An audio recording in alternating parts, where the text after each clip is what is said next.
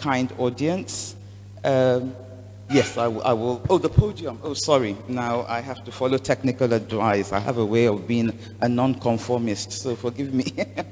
All right. So this is where you want me. Right. Okay. I have to make this look good for the video. So let me start all over again. Good morning, ladies and gentlemen.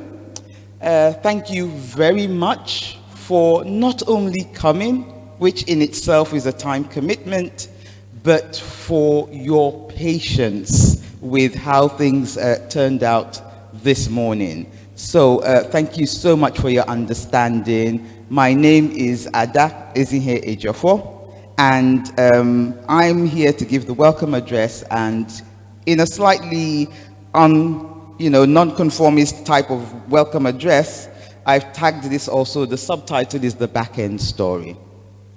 So my name is, I practice as an anesthetist or anesthesiologist. It depends on whether you are British or American, because there's also that difference. It means I'm a physician who works in the operating theater.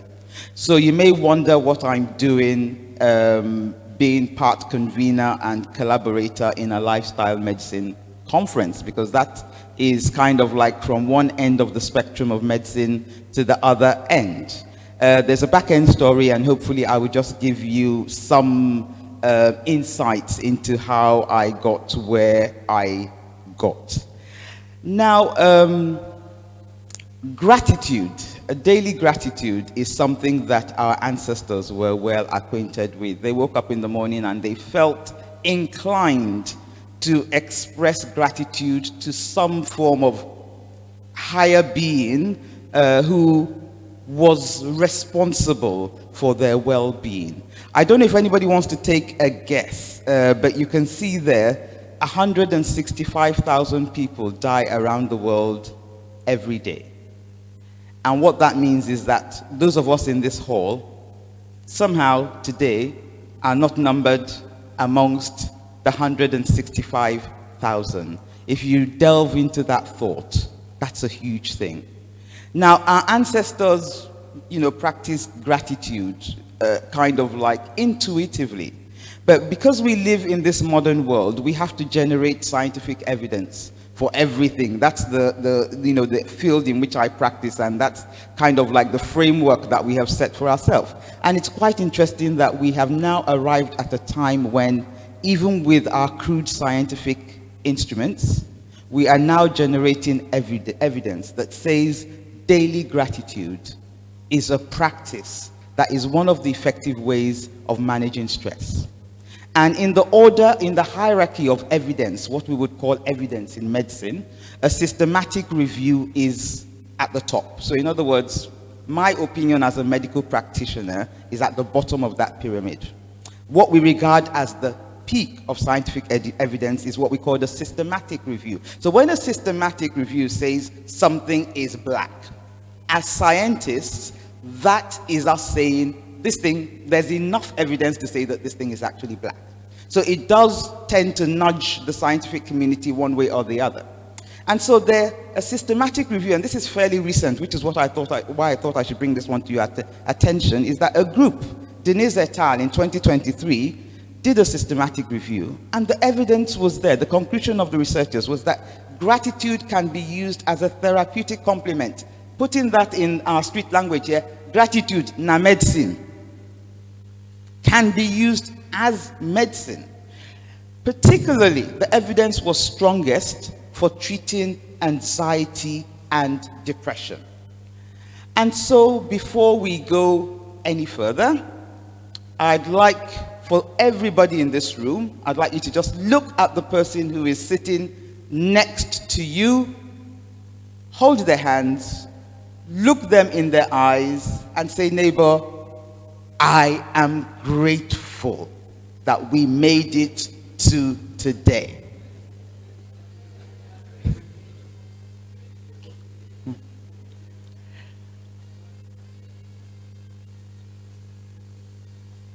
All right, yeah, thank you. I think I went back there. Just forgive me, I'm just getting used to which direction my pointer goes in. There we are. And so this takes me back to 2023. And you will notice that all our posters are branded with the power of three. That three refers to three of us, three ladies incidentally, who on a given day in London met up after telephone conversations, and we sat down discussing, getting to know each other across tea and coffee and whatever else ladies do when they sit down to, have a get together. But what was on the agenda this day was the health of our fellow citizens. And those three people, I'm sure you recognize myself in the middle, Madam Nkiru Chima, who's a barrister incidentally, and Mrs. Alanyingi Silva, who is a health and wellness coach. And the three of us talked and then found that we shared a common aspiration, which was to bring to our fellow citizens knowledge that would enlighten, empower, and energize them to take back control of their health. And it was that conversation when we started, talking about, all right, we have this shared ambition. How do we bring it down from the clouds, that we arrived at the idea of this conference? And so this has been 2 years in the making. Incidentally, as the journey of life would have it, along the way, tragically, most tragic circumstances that I still find very difficult to talk about, we lost Nkiru Chima. Every time I talk about this, I find that it's still very, very raw.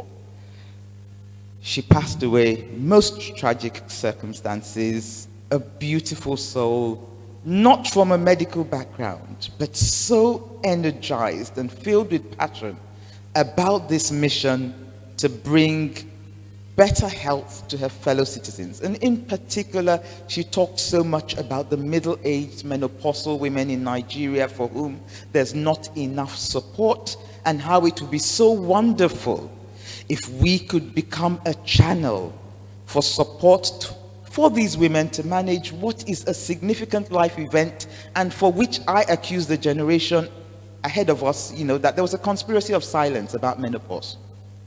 And how we could then liberate that topic from the conspiracy of silence for those who were coming after us. It was something she was so passionate about. But Nkiru passed away July of last year. If anybody had told me in my wildest imaginations that I would be standing here without her in this room, it's not something that I ever envisaged, but that's the reality of the journey of where we are. So if I may enjoin you, please, I would like us all to rise and just maintain a moment of silence in Nkiru's memory.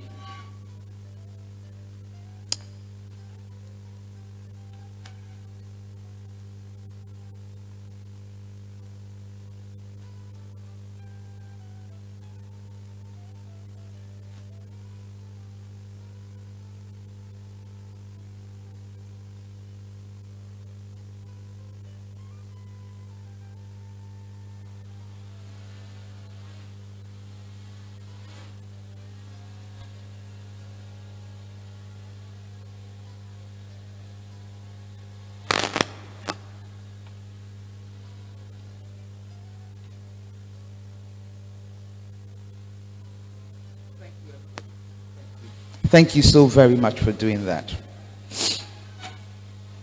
I just have this sneaky feeling that Nkiru would be smiling, because every time in the meetings, the planning meetings, we came up against obstacles, she was always the one that would say to me, "It will be fine.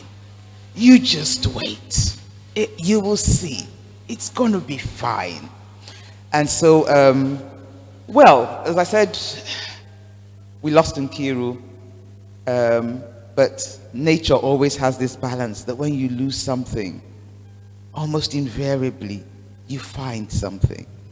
And so we lost Nkiru and did wonder for a while who would become the third person. And again, the journey of life brought us a new friend in the person of Dr. Patrick Ijewere, who I always refer to as my senior brother, and his lovely wife. And so, Dr. Patrick Ijewere, you'll be meeting him and you'll be learning a lot about him and the amazing work that he and his wife do, and why I refer to them as those who saw the light long before I did. He is a medical doctor who also is an alternative medicine practitioner, and I'm not going to just steal any of his thunder because you will be meeting him during the course of this conference. And so, our task in the course of this conference, there's a mission that we've taken upon ourselves, and the task, just to articulate it, is twofold. There's the task to you, our fellow citizens. And so if you look around this hall, you will notice that a large number of the people in this audience are not medical practitioners. That is deliberate, because the conversations that we want to trigger and energize are twofold. We want to enlighten, empower, and energize you, our fellow citizens, to take back agency over your own health. Inadvertently, what's happened in the healthcare profession is that over the last decade and a half, a generation and a half, we have, I would say inadvertently, because I want to remain on the optimistic side, encourage people to see health and wellness as something that you need a doctor, you need a hospital, you need pills, and you need procedures to have. And slowly but surely, people have now believed that, to the extent that that now seems to be the only narrative of healthcare and wellness. It is not. That's a one-sided story. And we will be talking about that today. The greatest gift that you have been given for the journey of this life is your physical body. Therefore, you, the owner of the body, has the first responsibility in the care of that body. It is not the duty or the responsibility of I, as a healthcare professional, or any government, to take that away from you. And it is also not your responsibility, like Esau, to give away or bargain away your birthright. It is your birthright. Everybody needs to become a professor of their own bodies, because this is a shared responsibility. So we want to, as we said, enlighten, empower, energize you to take back that control, which I am part of the medical community, and I own up to the blame that we kind of like disempowered the people. We did it with good intentions, I'd like to believe. But that is the reality of where we are now. Your health is the greatest treasure that you have been given with. But a treasure is an investment. You have to invest in it continuously for it to yield interest. Now, at the same time, because I belong to a community, and I know that that community has relevance in our journey and our life on earth, I also want to empower my fellow citizens, the patients, but I don't want to disempower the healthcare professionals. This is a very delicate balance to strike. It's one of those conversations when we say a conversation is nuanced. In other words, it's not black or white, it's 55 shades of gray and still counting. But that's the task that we have embarked on with this endeavor. So I'm not saying that all of a sudden the healthcare professionals have become irrelevant. They have not. There are things that I have mastery of. But I want you to bring that master knowledge of your body to me, and then I will bring my mastery of the knowledge of science and the objective ways of doing and testing things together. When those two masteries meet, we will find the model of healthcare that is relevant to you. And I see this as the only way of achieving something that has become a big conversation in the West now. We talk about personalized healthcare. And that is an acknowledgement of the fact that we are also individual. That a kind of healthcare system where one size dress fits all is no longer fit for purpose. And we're starting to see that in real time. So, if I were to ask all of you, how are you? Yes, audience, feel free to answer. How are you? Most people would answer, I am fine, I am well, and if you're Gen Z, you go, I'm good. All meaning, I have no discomfort, I have no pain. Now, the question, I want to put that question back to you. Does the absence of pain, discomfort, necessarily mean that you are well? In the slide, once the technology comes back on, there was a picture I posted there, whom I'm sure is instantly recognizable to everybody in the room. That's the picture of Steve Jobs, the inventor of Apple. Now, that was a man who belonged to a very exclusive club. And that was a club of people who have so much money in the world that there potentially is maybe like only 100 of them who have that much money on this earth. However, by the time what was wrong with Steve Jobs was diagnosed,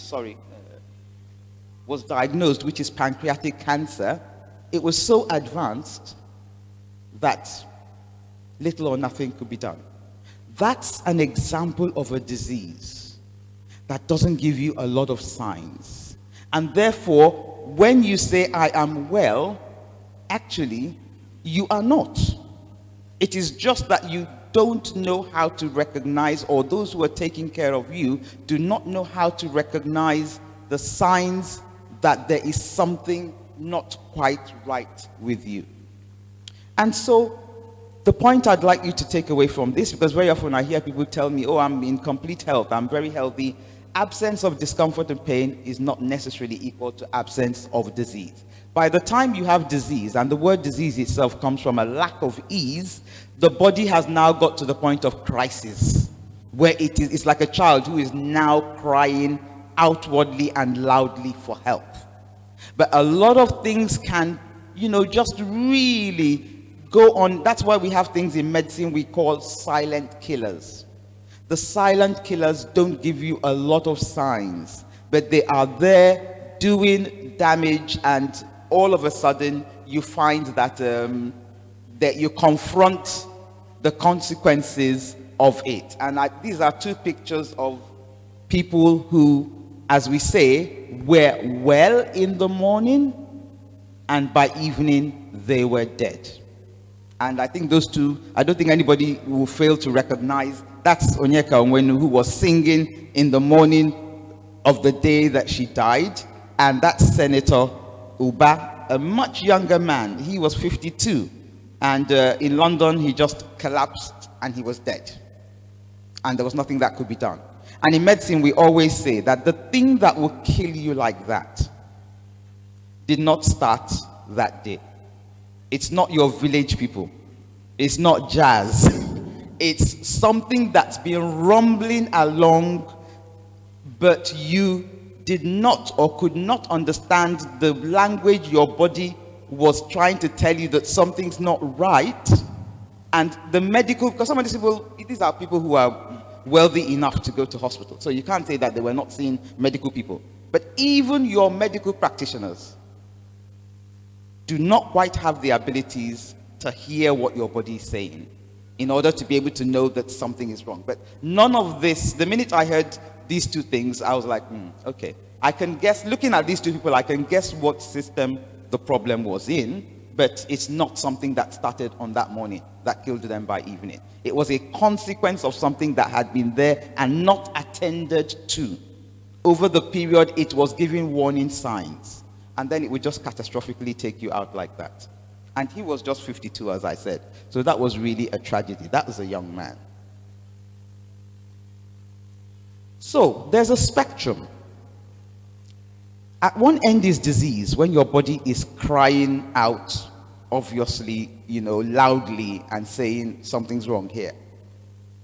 At the other spectrum is wellness.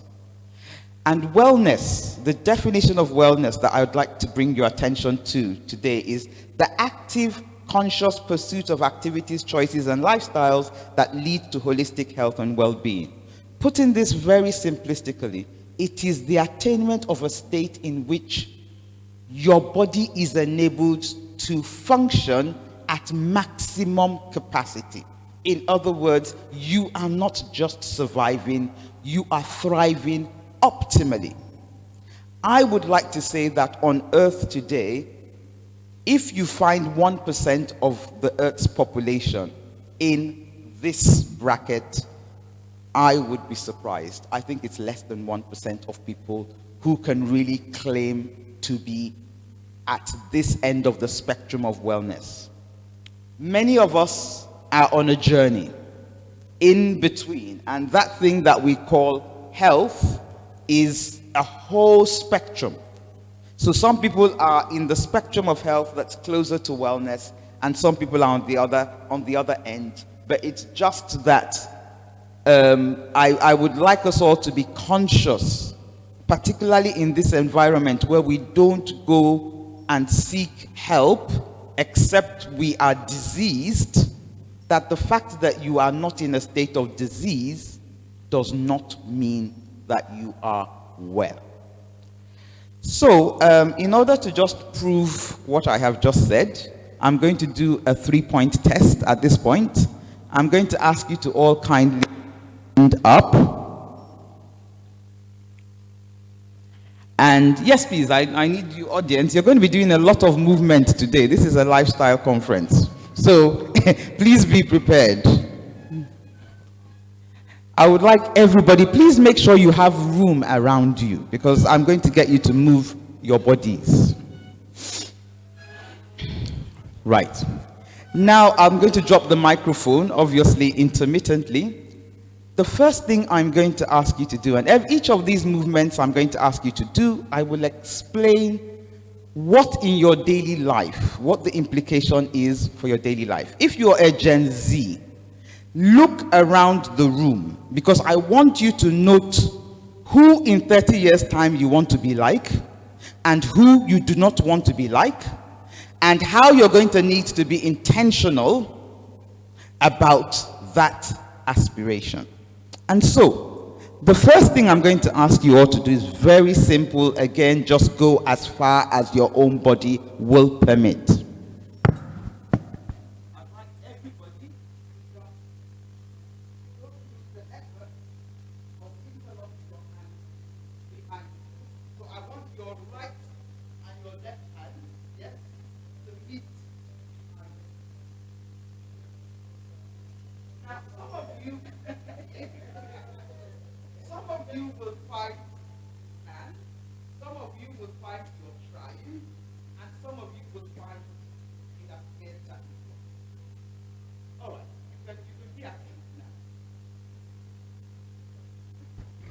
Now, I'm sure that all of you remember that when you were 12 years, you could do this without thinking.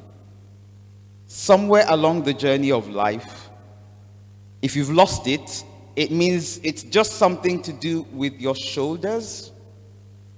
And particularly with women, when you start to get into your menopause years, one of the things that may start to go is the range of movement with your shoulders. Now, what's the implication of this for your daily life?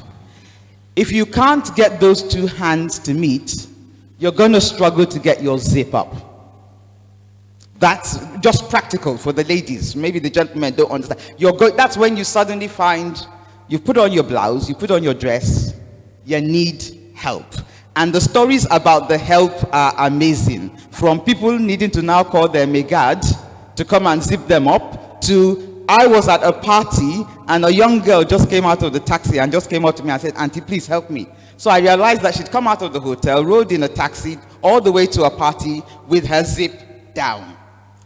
Our children are moving away earlier and earlier now, so we're going to be finding ourselves living alone. And I've said to myself, I need to be able to zip myself up when there's nobody in the house. Otherwise, I'm going to go out half dressed. So it's something that as you start to get older, you will start to lose. And you need to be intentional about retaining the mobility in your shoulders to be able to do that. Okay, second movement. Again, as I said, make sure you have space in front of you, and don't go beyond what is in your comfort zone.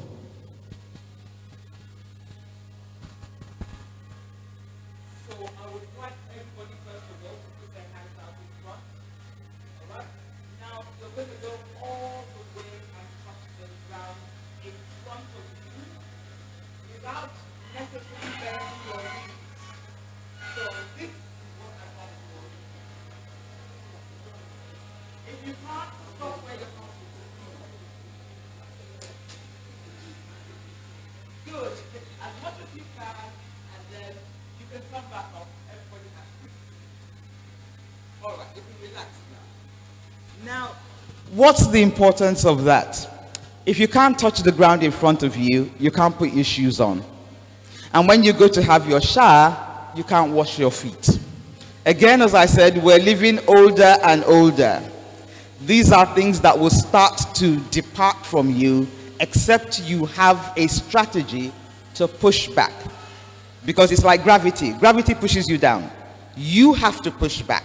You know, that's just the way these things happen. So the final one, it's just 3 and I'll let you go.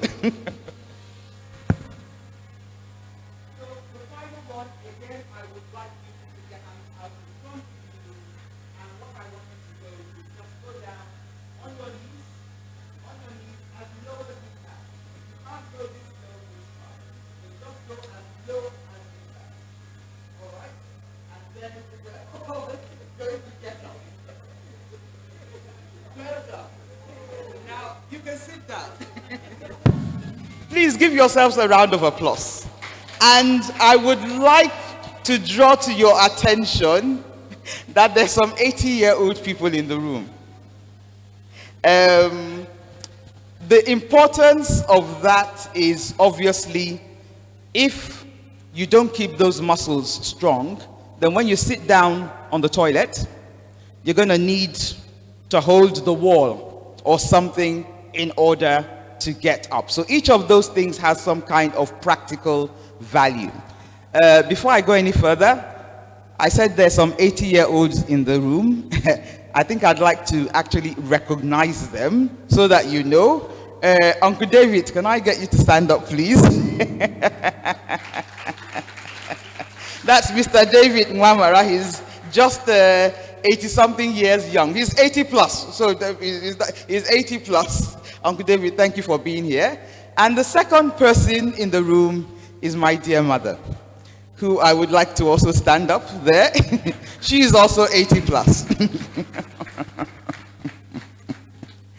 So, yes, there's a lot of work to be done. So thank you very much, but that was just me trying to do the most simplistic of tests that I ask people to do, just to show them that they think they're well, but slowly but surely they're becoming unable to do things that they could do when they were young. If you were in clinic, you know, where I could get you to sit down on the floor, I'd do many more things just to demonstrate to you that the body, you now need to have a strategy to push back.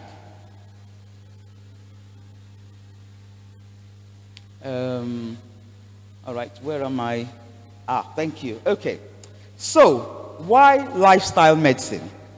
Now, lifestyle medicine is an evidence-based medical specialty that empowers individuals to make sustainable behavior changes across 6 pillars of health. I've used the number 6 because that's what the Society of Lifestyle Medicine of Nigeria uses. So I didn't want to start introducing any conflict. Whether it's 6, whether it's 5, whether it's 4, the important thing is to notice the arenas that are covered.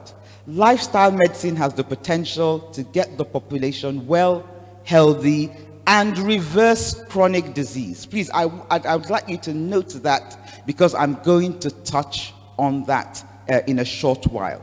And it is eminently positioned to be at the forefront of leading the democratization of medicine.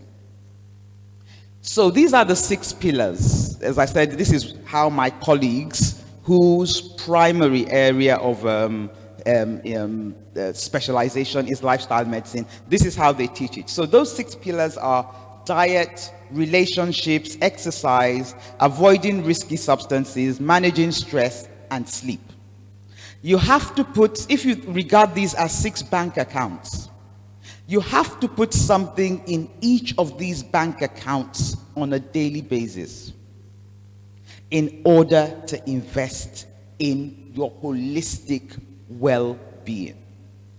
You may find that because we are all on different journeys, that one of the accounts is better served than the other, but you need to balance. Again, that you will hear us talk a lot about balance during this conference. You need to balance all these out.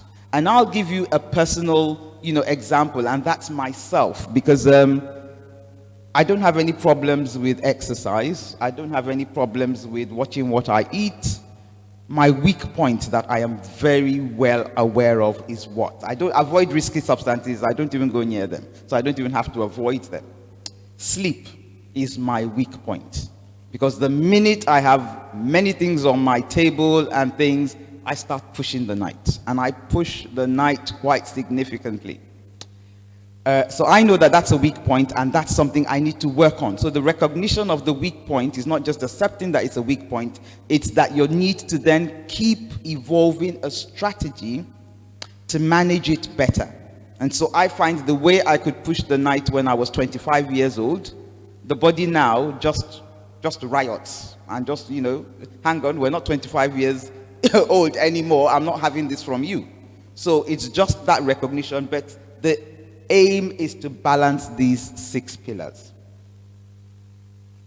because everything is connected, and when we start disconnecting things, that's where we end up with disease. A chain is as strong as its weakest link. We've all heard this. Now, what happens when you pull a chain is that it snaps at its weakest link. In medicine, we now know that when the stresses and strains of life start to pull at you, if you don't maintain balance in these 6 pillars of life, it will snap at the point of weakness in your own peculiar DNA.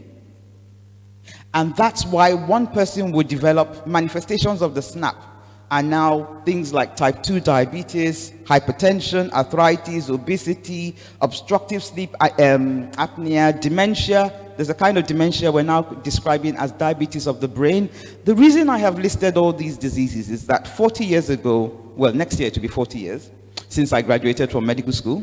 So 40 years ago, when I was being taught in medical school, we were taught that these were different diseases. So type 2 diabetes is a different disease. So you come, you see us, we write a list of pills for you to take away. Hypertension is a different disease. You come, we write another. So when you have diabetes and you come back and you have hypertension, we write you another list. And then you come back and you have obesity, we write you another list. Then you come back, you have arthritis, we write you another list. Now, what the new thinking in medicine is that these are not independent disease entities. These are symptoms of the same problem at the level of the cell. So in other words, if there's a monster, these are just the heads of the monster. And that problem is at the level of the cell, with a part of the cell that is described as a mitochondrium. It's like the powerhouse of the cell. These have now all been traced to mitochondrial dysfunction. The thing that leads to the mitochondrial dysfunction is something called insulin resistance, which we're going to be talking about quite a bit as well today. So this is kind of like where medicine is now going. So in other words, rather than give you just the pills, we now need to, if we can reverse the mitochondrial dysfunction, your diabetes will go. I was not taught this. So I want you to understand how in 40 years, the thinking has changed. When I was a medical student, what we were taught and what we were taught to tell patients, is if you have diabetes, it's for life. We can manage it, but it will never go away. If you have essential hypertension, not primary hypertension, essential hypertension, it is for life. In the scientific community, we now know that type 2 diabetes, essential hypertension, are reversible entities. It's not a walk in the park, but those who commit to the changes in all those pillars of lifestyle, it can be reversed. And if that's the only thing you take away from this conference today, because I doubt that there's anybody in this room who does not know somebody who is suffering with type 2 diabetes, maturity onset hypertension, or both. These conditions we now know are reversible. And finally, I want to tell you a bit about my family, and just to illustrate this weakness, that when life pulls the chain, it will snap at its weakest point. 2025 was a milestone year in my family, because in 2025, our matriarch celebrated her 90th birthday. So that's my mother's older sister. My mother is number 4. So she has 3 sisters older than her. So our matriarch turned 90 last year. She is the first person in our family that has a birth certificate that says she's 90. That's why it was a milestone. My grandparents, we think, all lived into their 90s. That's my maternal grandparents, because my grandfather tells us that he went as a houseboy to Port Harcourt in 1917. He doesn't have a birth certificate. So somebody who would have been able to go to work as a houseboy in 1917 in Port Harcourt, and who then died in 1996.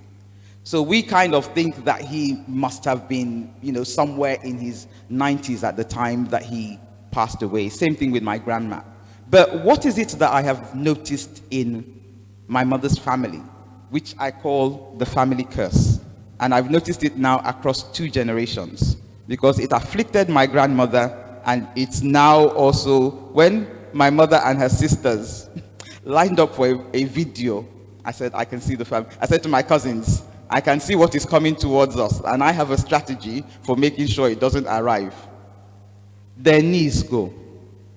That's our family curse. It's their knees. Their brains are completely with it, but their knees go. And I saw that with my grandmother, because after a while she could not even climb down the stairs to go to mass. And mass, my grandmother was a staunch Catholic, so going to mass was one of her social events in her life, and she could no longer come down the stairs. And I watched, my mom and her sisters, and I just saw their knees is the thing. So I have a strategy which I am using to manage my knees, because I know that there's a weakness in my family DNA there. It will catch me. It's already catching some of my cousins. And I've had to say to them, yes, you need a strategy to make sure that mama's illness, but that every family, if you look in your family, that is there. It is not inevitable that your family curse will land on your table if you have a strategy. And again, many of us have always believed that, okay, in our family, we suffer from this, we suffer from that, we suffer. That's true. But as they say, genes load the gun, lifestyle pulls the trigger. If there's a loaded gun in the house for 60 years and nobody pulls the trigger, nobody dies. So even scientifically, and this has come from our study of identical twins. We have a pair of identical twins in the room today, but I won't yet give too much away. But our study of identical twins has shown us that in terms of choice, that the way our health pans out, we have more choice than we thought possible. So in other words, your genes will have control of somewhere between 20 to 40%. Everything else about how your health shapes out is choice. And you have to find out what your balance is, because for some people, it will be 20% genetic, 80% choice. Some people, it will be 40% genes, 60% choice. So it's for you to also do your individual research and study on yourself and find where your balance kind of lies. But all of that says we have more choice than we hitherto thought possible. So I'll bring my address to an end there. As I said, today we are opening up conversations. That is the link to my YouTube channel, because I'm well aware that there's a lot of the conversations today that we will only be able to open up, and I will, through my YouTube channel, try and continue some of these conversations. Thank you once more, ladies and gentlemen. Welcome, and I hope you find this conference very useful and educative.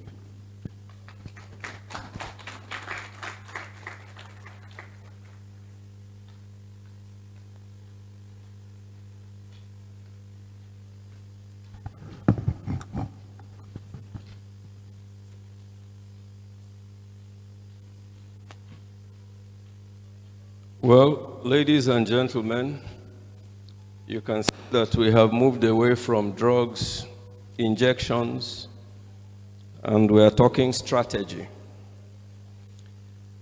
So, the next speaker, Dr. Patrick Ijewere. Dr. Patrick Ijewere is a physician, pharmacist, and healthcare entrepreneur with extensive experience in preventive medicine and wellness. He is the founder of the Nutrition Hospital and Wellness Center in Lagos. He focuses on the prevention and reversal of chronic diseases through nutrition, natural therapies, and lifestyle interventions. Dr. Patrick, thank you.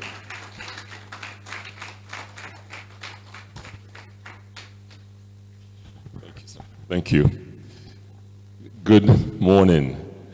Gentlemen, I cannot be restricted to that place. I have to move around. So I will challenge you a little bit, Sha. Thank you. I'm to talk on the topic, let food be thy medicine. But before we do so, I want to create a template. I want to create a paradigm shift. My senior colleague, Dr. Giaffo, has broken down some areas that are to shift us away from the bind or the limitation of conventional medicine. I will simply build on that. We ask ourselves, this quotation is credited to Hippocrates, whom we are taught is credited as the father of Western medicine. But actually, that was existing long before Hippocrates came along. And sometimes we in Africa don't give ourselves credit for some of the things we love to give to the West. When we talk about food being a medicine, let's take a couple scenarios. Madam, good morning.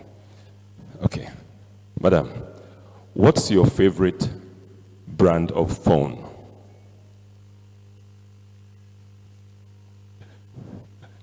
The one you can afford.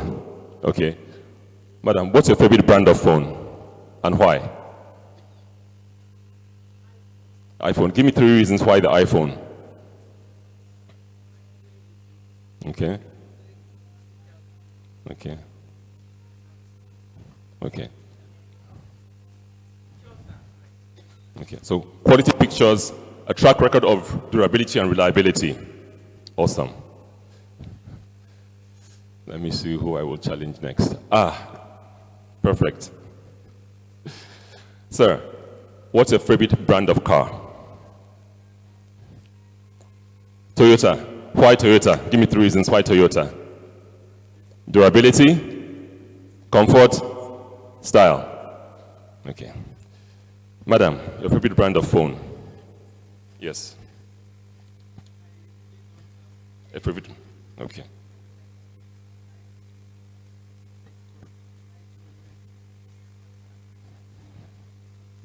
Okay.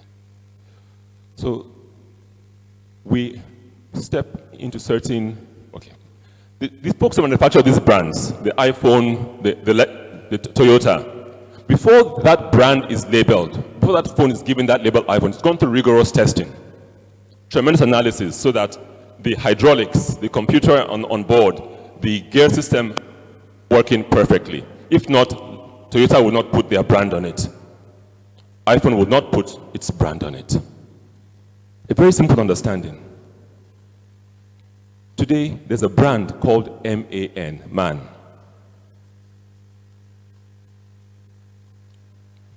Do you think the creator of that brand didn't do his homework? Do you think that brand isn't the perfect brand? Just pause for a moment. We're taught we're created in his image and likeness, whole, perfect, and complete. And we're also told that if we, we his children, know how to give good things to our children, how much more our Father in heaven? Second scenario. You have children who have gone to boarding school. Yes.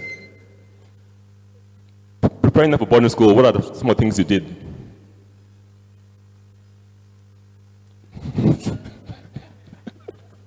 So she bought them provisions, books, uniform, everything they needed for the journey in boarding school. That's what we parents do. A child is going on a journey, you prepare them. Do you think our Creator didn't prepare us for this journey? If you can get this piece fundamentally clear, everything we need for the journey has been provided. He has made things fundamentally easy for us. Today, half of our problems are a battle between God-made and man-made. Let's go a little further. Madam, you have children. At some point in the pregnancy, you began having contractions. Baby came forth. Did you tell the baby, oh yeah, it's time, 8 months don't reach, begin contract, begin come out? Sir, I'm sure you garden or you farm. You put some seeds into the soil, maybe some beans or some tomato seeds. You go off for a few weeks, come back, what happens to it? Germinates. But you were not there. How did it germinate? What triggered that 8 months, 9 months contraction? Madam, you awoke this morning. You were asleep. While you were asleep, was your heart beating? How do you know that?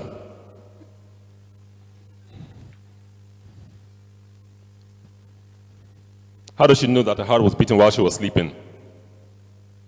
Because she's alive. She awoke this morning. The point of this is there is already a system in place. There's already a perfection in place. And too often we forget this. We're not here by accident.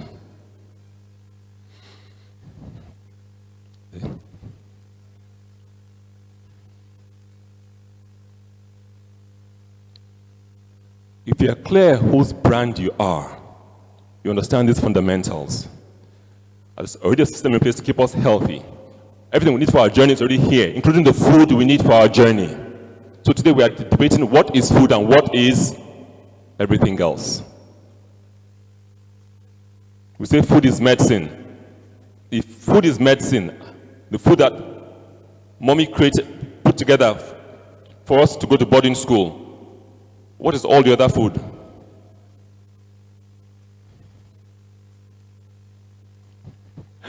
Okay,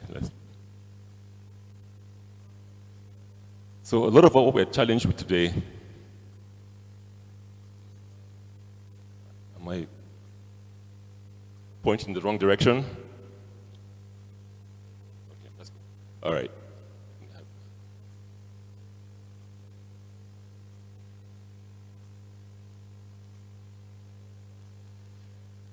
We're going to touch a lot, we've talked about it. Let's touch on the wellness. How do we understand this thing called wellness? That's my background. Let's go back a little bit. Because I must tell you my story of asthma to understand why food is medicine. Age 11, I was diagnosed with asthma. I was in secondary school here in Lagos, Obalende, St. Gregory's College. As I got to Form 2, Form 4, Form 5, it got worse. Finished secondary school, my parents sent me off to the US. It got bad, really bad in the US. To the point where I was having asthma attacks every 4 to 6 weeks. Till I met somebody I now call an angel. She said to me, "Doctor, there are 3 things you must change to reverse asthma." She didn't say to cure asthma, she said to reverse asthma. Big difference. Number 1, your mindset. Many things you've been taught in medical school, you must let go of them. They're designed for a pharmaceutical industry, not for your health and well-being. Number 2, your lifestyle. Then I was running 5 clinics in Central Florida. If I slept 4 hours a night, that was a good night. She said, not compatible with health and wellness. One day you will slump. The clinic goes on, your family suffers. Number 3 was my nutrition. Then I could recite to you every single flavor of Häagen-Dazs ice cream and Ben & Jerry's ice cream. I was about 100 kg. She said, that too must change. Something about her made me listen. She then said, "Doctor, if you listen to me, do what I tell you to do for 2 weeks. You notice after 2 weeks, you'll have absolutely no body odor. None." So I listened to her. On day 13, like clockwork, went to the restroom, did a number 2. There was no odor. None. None. I was shocked. Let me just digress for a moment. Newborn baby, breastfed, what's the odor of their stool? Not offensive at all. Once you introduce the formula, what happens to the odor of their stool? Putrid. When you put in the right fuel, the body is optimal. What comes out is minimal. You put in the wrong fuel, you know what happens. So I took her advice. Day 13, no odor. Went back to her. I told her, this is new. I'm going to push 2 more weeks. I did 2 more weeks. My quality of sleep dramatically improved. And my energy level soared to the sky. Told her I'm going to do 2 more weeks. 2 more weeks. By 8 weeks, I noticed no cough, no being short of breath, no wheezing, no use of my inhaler, no asthma episode. That was the year 2006, 20 years ago, no asthma attack. I knew that is the kind of medicine I want to practice. Medicine that reverses disease. Not cures, but reverses disease. Not medicine that keeps you on meds till God calls you home. And that was my first practical exposure to food as medicine. If you eat the right things, your body will perform as God created it. In those 2 weeks, what did I eat? Mostly the Garden of Eden. All kinds of beans, legumes, mushrooms, seeds, nuts, vegetables, fruits, smoothies, juices. I've maintained that for about 20 years with minimal introduction of seafood. No asthma attack in 20 years. I've not bought an inhaler or bought an antihistamine. Food truly is medicine. Once upon a time, the food we ate also healed us. Today, the food we consume causes us to need the medicine. The food causes you to need the medicine. Do we call it food?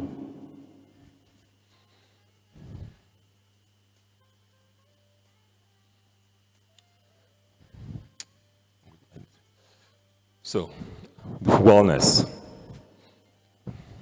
It's a clear perspective that recognizes the source of our being, that is the perfection in His creation, and everything we need for our journey is already given to us. It's a birthright. It's a gift from our Father in heaven to all of us, His children. In modern medicine, we tend to put genetics, look at symptoms, expectations. I say in wellness, you go beyond modern medicine. This is where I differ from my colleagues and my training. As a medical doctor, I've come to challenge everything I was taught in medical school and pharmacy school. Our Father's role to us is to reverse disease, go back into wellness, not manage chronic disease till God calls us home. My great-grandmother knew when she was going to pass away, called her daughter, my grandmother, told her a bunch of things over a few days, went to bed to sleep, and moved on. She didn't die from any disease. And if you ask your those parents of those days, many passed for old age, just passed in their sleep. Disease did not take them out. Why is disease taking us out?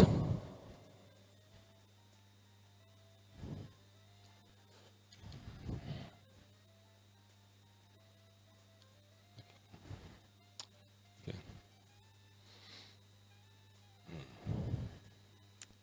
So it's a spectrum. Wellness, sickness. We're gifted in wellness, and we do things that cause us to drift towards illness, especially our so-called food choices of today. So I will just throw out some questions and tell me if you call this food or you call it something else. Tomatoes. Tomatoes. Potatoes. Noodles.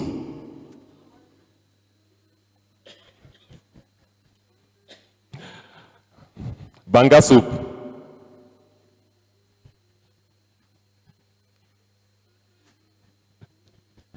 Yes, how do you know?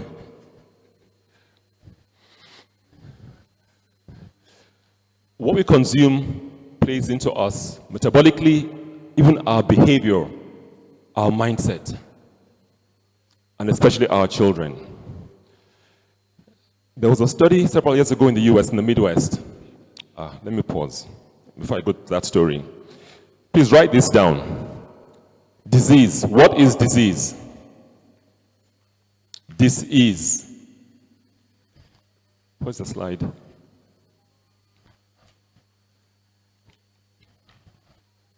Okay, slide. Let us revisit what we call disease. That truly, all disease is a simple communication.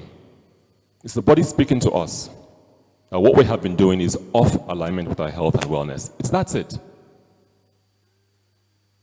And if you can understand what the body is saying to you, make the corrections, the body by itself will clear and take you back to ease, away from dis-ease. This is where food plays a huge role. Or real food plays a huge role.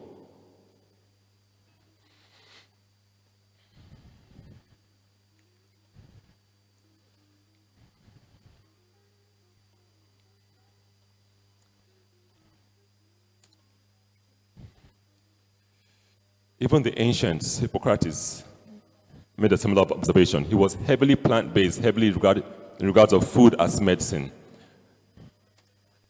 and made comments to the fact that if you're consuming food that is off alignment with our nature, you are slowly accumulating illness.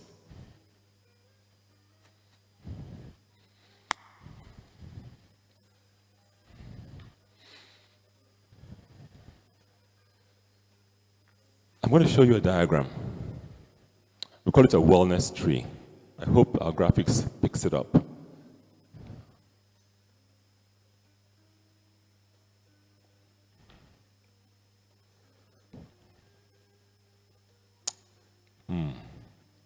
Graphics didn't get it. Hey.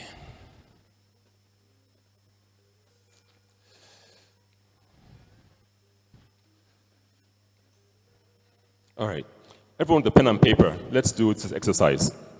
On your paper, just draw a tree. Draw a stem of a tree. The stem of a tree, and give it 5 roots. Give it 5 roots. Give it 5 roots. 4, 5. The first root, give it spirituality. Root number 1, spirituality. Root number 2, mindset.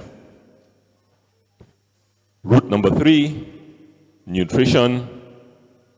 Root number 4, lifestyle.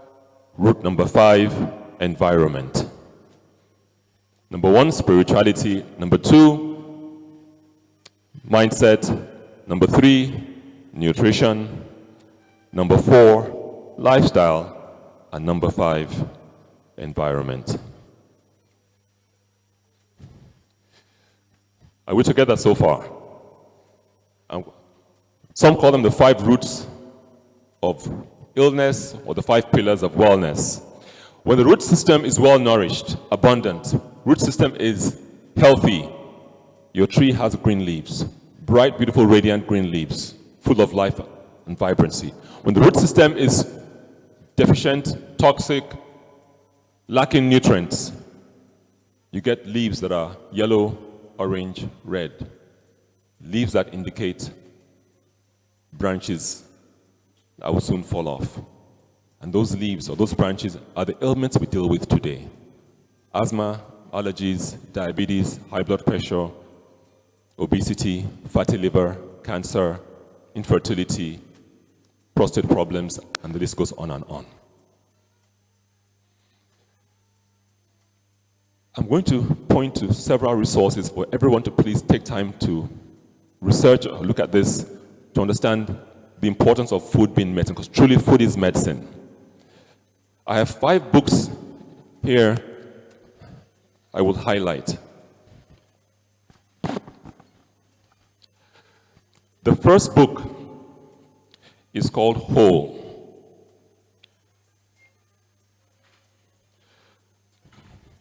We have lost the wholeness of life, the wholeness of food. What we eat today is not food. And if you can get back to eating real food, you'll be amazed that truly food is medicine.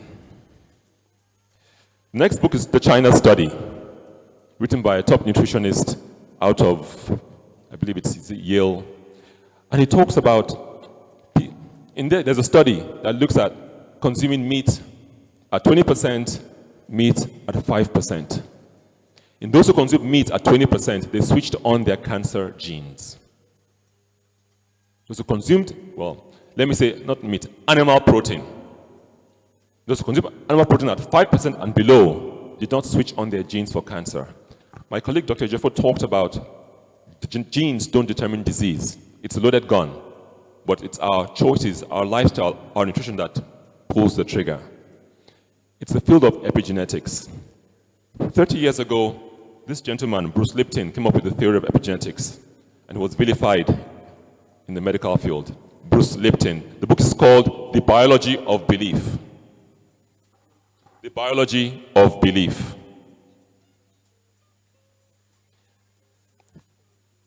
And he said the same thing my colleague shared with you.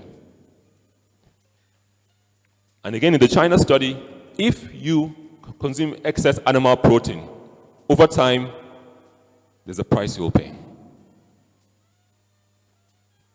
Keep animal protein to 50 or below. A lot of your medicine today is in our plant-based foods. And this book goes into detail as to the strength of plant-based nutrition. It doesn't say don't eat animal protein, but keep it at a minimum.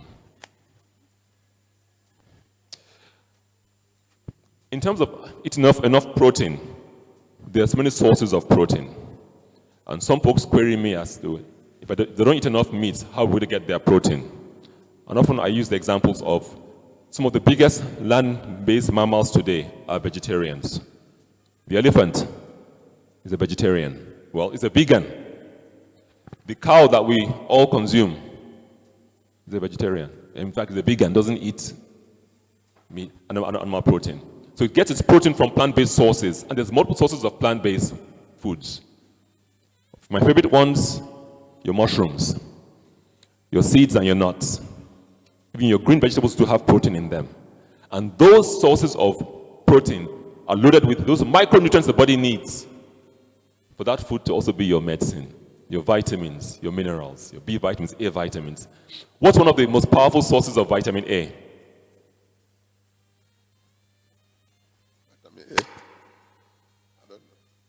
Sources of vitamin A. Carrots. Source of vitamin E. What's the most complete source of vitamin E? Yes, some of your oils do have some vitamin E. Some of them do. Some seeds and nuts do have vitamin E. Avocado is a good source.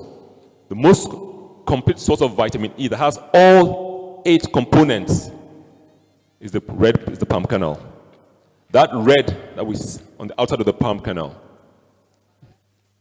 Thank you.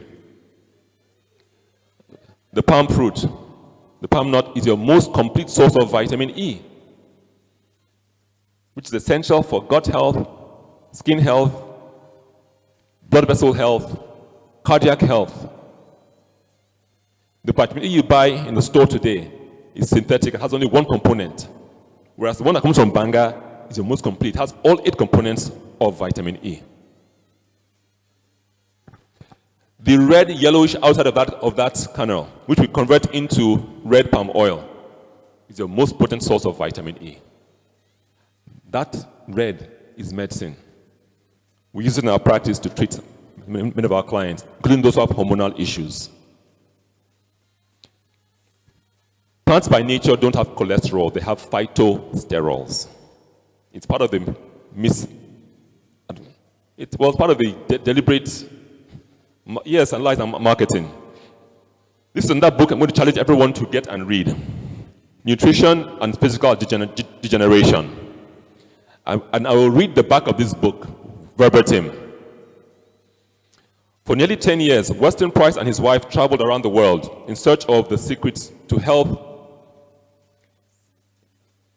Instead of looking at people with disease symptoms, this highly respected dentist and researcher, his wife, they chose to focus on healthy individuals. Guess where they found healthy individuals? Guess where they found the healthy individuals? Were they in the cities? Were they in Lagos? Were they in Addis Ababa? Were they in London? They went into the hinterlands in Europe, in South America, in Africa to find healthy people. Dr. Price traveled to hundreds of cities in a total of 14 different countries in his search to find healthy people. He investigated some of the most remote areas in the world. He observed, listen to this, perfect dental arches, minimal tooth decay, high immunity, including to tuberculosis, and overall excellent health in those groups of people who ate their indigenous ancestral foods. He found when these people were introduced to modernized foods, such as white flour, white sugar, and refined vegetable oils, and canned foods, signs of degeneration quickly became evident. Dental caries, deformed jaw structures, crooked teeth, arthritis, and low immunity became rampant amongst them. Dr. Price documented this ancestral wisdom, including hundreds of photos in the book. This book was written in 1939, 90 years ago. Still true till today. Your food is medicine. What are we feeding our children? What are we eating? Go back to your ancestral foods. Abandon the westernized, modernized foods if you want your health. It's that simple. As a child growing up in the 70s, we ate white rice only on Sunday. Only on Sunday. Or if you went to a party. White rice, white flour, some of the worst foods we eat. Those foods are thieves. They steal your micronutrients. When you process those foods, you clear out the micronutrients the body needs to digest, metabolize that food. The B vitamins, the fiber, and more. Which means when you now consume those foods, your body says, I need vitamin B1, B2, B3. I need selenium, I need magnesium, I need the fiber. Where is it? You've eaten the mountain of white rice without lacking those micronutrients. The body says, to digest this white rice, I must find it. It will go to your stores of B vitamins in your eyes, in your muscles, in your nerves. To go to your stores of magnesium in your bowels and everywhere else. It will get it from your stored inside of your body to metabolize it. And so the more you continue to eat those foods, those highly processed foods, eventually you end up with a chronic nutritional deficiency or insufficiency.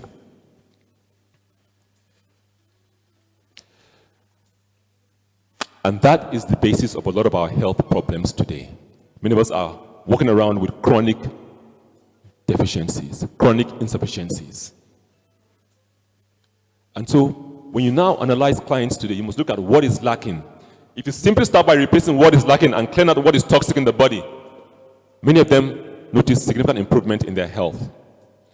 And you put them back on food that has the native, natural, medicinal properties.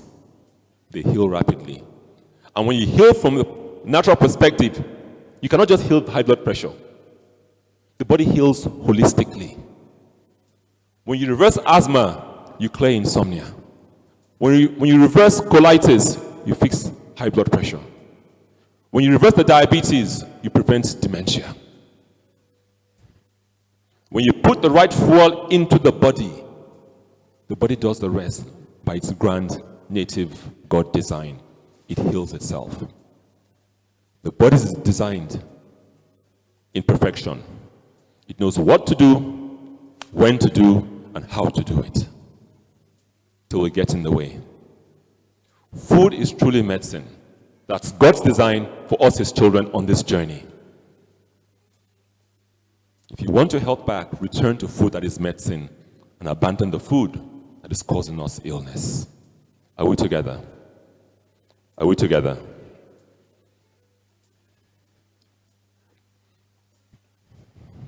Where is my MC? Where is my MC?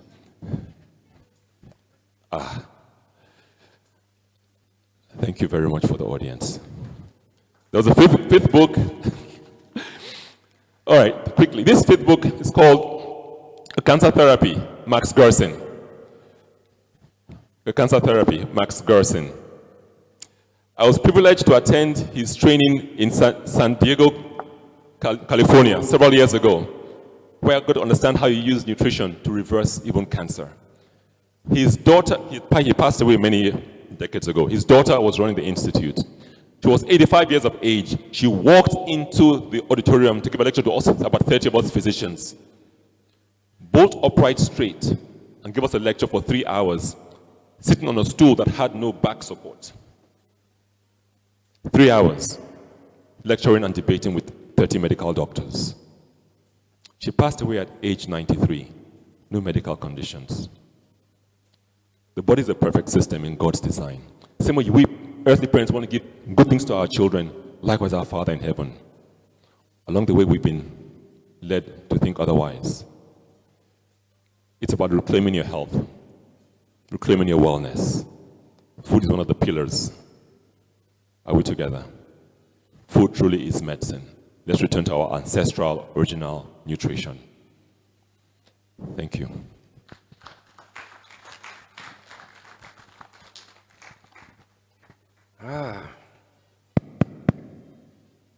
It's quite a lot to take in,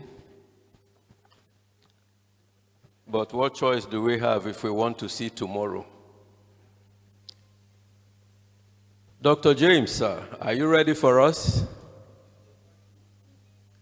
Okay, let me quickly introduce Dr. James Iwowari. Dr. James Iwowari is a mental and emotional health practitioner, energy therapist, and founding director of Golden Rays Integrated Energy Therapy Institute. After a 27-year corporate career, he dedicated himself to promoting energy therapy, trauma resolution, emotional wellness, and human capacity development across Nigeria and Africa. Dr. James, you are most welcome.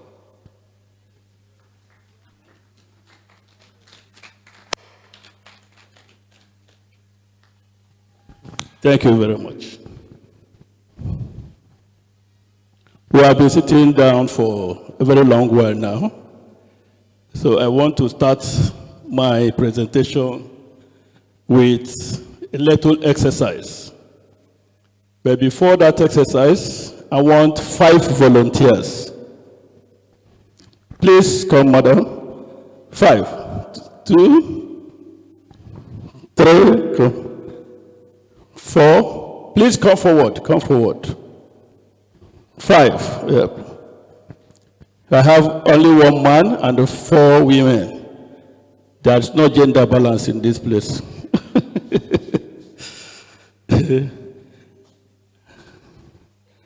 All right. Yes, I'm going to do a small test. It is called muzzle testing. But we modified the word muzzle testing to energy testing because we're actually testing the energy, not the muzzle of the individual. All right? And I'm going to ask them individually to raise up their hand, any of the hands, and I'm going to apply small pressure, and they are going to resist me. Whoever is able to resist me has a strong energy. I am testing the flow of their life force energy. You get it? All right, I'll start with you. Raise up, bring out your hand. I say, hold strong. You will try to resist me. Okay, hold strong. Okay. She is not able to resist, right? Good. Yes, madam. I hope it's okay if I do this with your hand. Okay, okay, hold strong. She's also not able to resist. And in fact, she's trying to fight this hand. Right, don't worry. When we activate your energy, you won't need to do that anymore. So, sir, hold strong. Okay, yes, lift slightly strong. For your age, that is incredible, you know? Hold strong. No, don't put your head. Hold strong. Okay. All right. Madam, hold strong.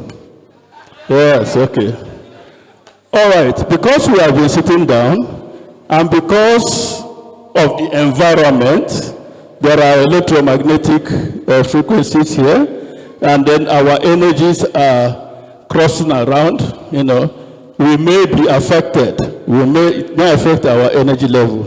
So we are going to activate our energy now, and that's what we call energy activation process. It helps for a lot of things. The details are too many. We'll just do the exercise, and we will check again, and we'll see how beneficial it has been to them. All right? Okay.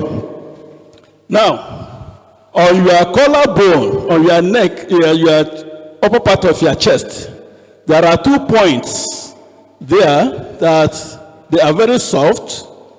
If you touch them, have you seen yours?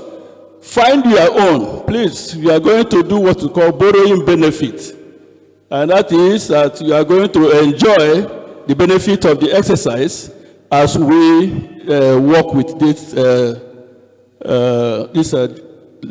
people here. So, okay. Have you found your own? No, that's not it. This is the 2 points. Have you seen it? No, you don't need to put your hand. It's from here. Look at it. Have you seen it? Yeah, below your collarbone, just about an inch below your collarbone. So look at it. Have you seen it? This is the point. This is your collarbone. This is about an inch below. Okay. These 2 points. About an inch below your collarbone on both sides. All right. You have seen it. Now I'm going to thump it. Thump it very well. You are activating the point that we call them K27 in energy medicine, and there are 27 points on your kidney meridians. I'm using some words that I will explain later. Okay, take a deep breath, breathe in and breathe out. I see that a lot of people don't know how to breathe here. Breathe in again and breathe out. All right. Okay, so we're going to check now what is the effect of this. Now, hold strong. Just try to resist me. Hold strong. So be stronger than what it was before. So if you're going to do this exercise a lot more, you should boost your energy also a lot more. I'm going to teach you another point that you will use. All right, madam. Hold strong.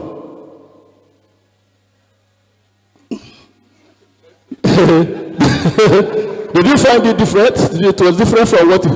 Fantastic. All right, so let's check again. Hold strong. Yeah, this one, you know, he was a bit strong before. He's even stronger now. All right, let's check. Hold strong.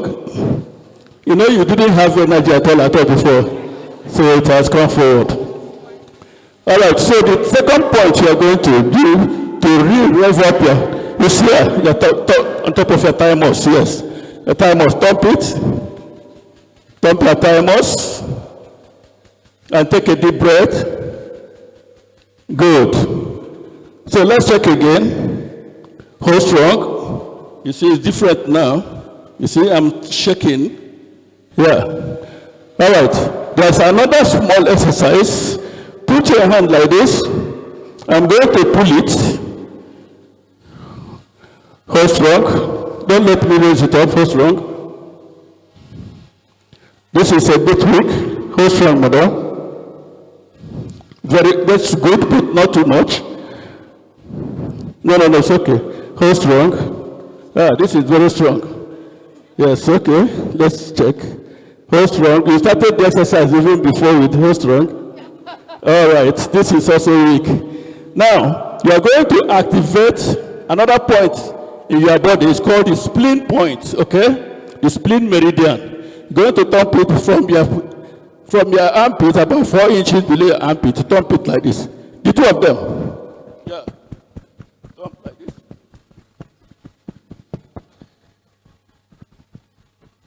Take a deep breath. All right. So you're feeling it as you do the exercise, you know?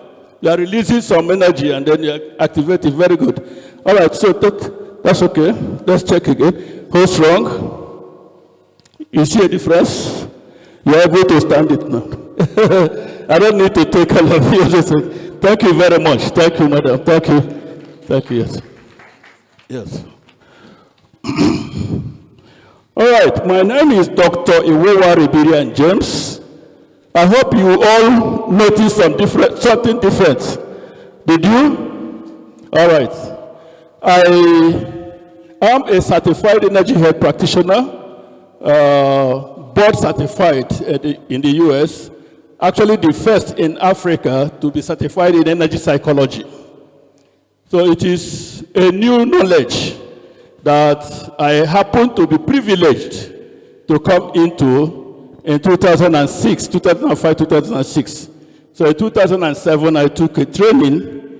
2007, I became certified in 2009. Energy psychology, energy medicine are the two courses or the 2 programs I did that I promote in Nigeria and Africa as energy therapy. When you Google energy therapy, so many modalities will come up. You will see Tai Chi, you will see yoga, you will see Reiki, you will see different healing touch for health. These are modalities that are classified under energy medicine. Energy psychology is a completely new field of study that was started by a man called Dr. Roger Callahan of blessed memory. He started it in the 1970s. So it's not an old program, it's not an old course. So you won't see many of us in the world. But we are promoting the program in different countries, and people are now coming in. Energy psychology will help you deal with physiological health issues, deal with emotional health issues, deal with psychological health issues, deal with even spiritual health issues and social health issues. We use it in consultation services like psychotherapy processes, talk therapy, cognitive behavioral therapy, and so on and so forth. So these are the areas where we deploy energy therapy. So I train psychologists, I train counselors, I train talk therapists, CBT practitioners. Some pastors, some laymen also come, and individuals who want to become aware of what energy psychology, energy medicine can do for them. For self-help purposes, they also come for a training. So energy therapy, this is for International Lifestyle and Wellness Conference, energy therapy, part of holistic perspective on human wellness. Next slide. I didn't see. Yeah, okay. You have there's none there. Yeah, okay. Energy therapy, we want to posit it in the context of what World Health Organization says and how it fits into the narrative of total wellness. The World Health Organization talked about a state of complete physical, mental, and social well-being, and not merely the absence of disease or infirmity. This definition broadened healthcare beyond disease treatment to include total well-being.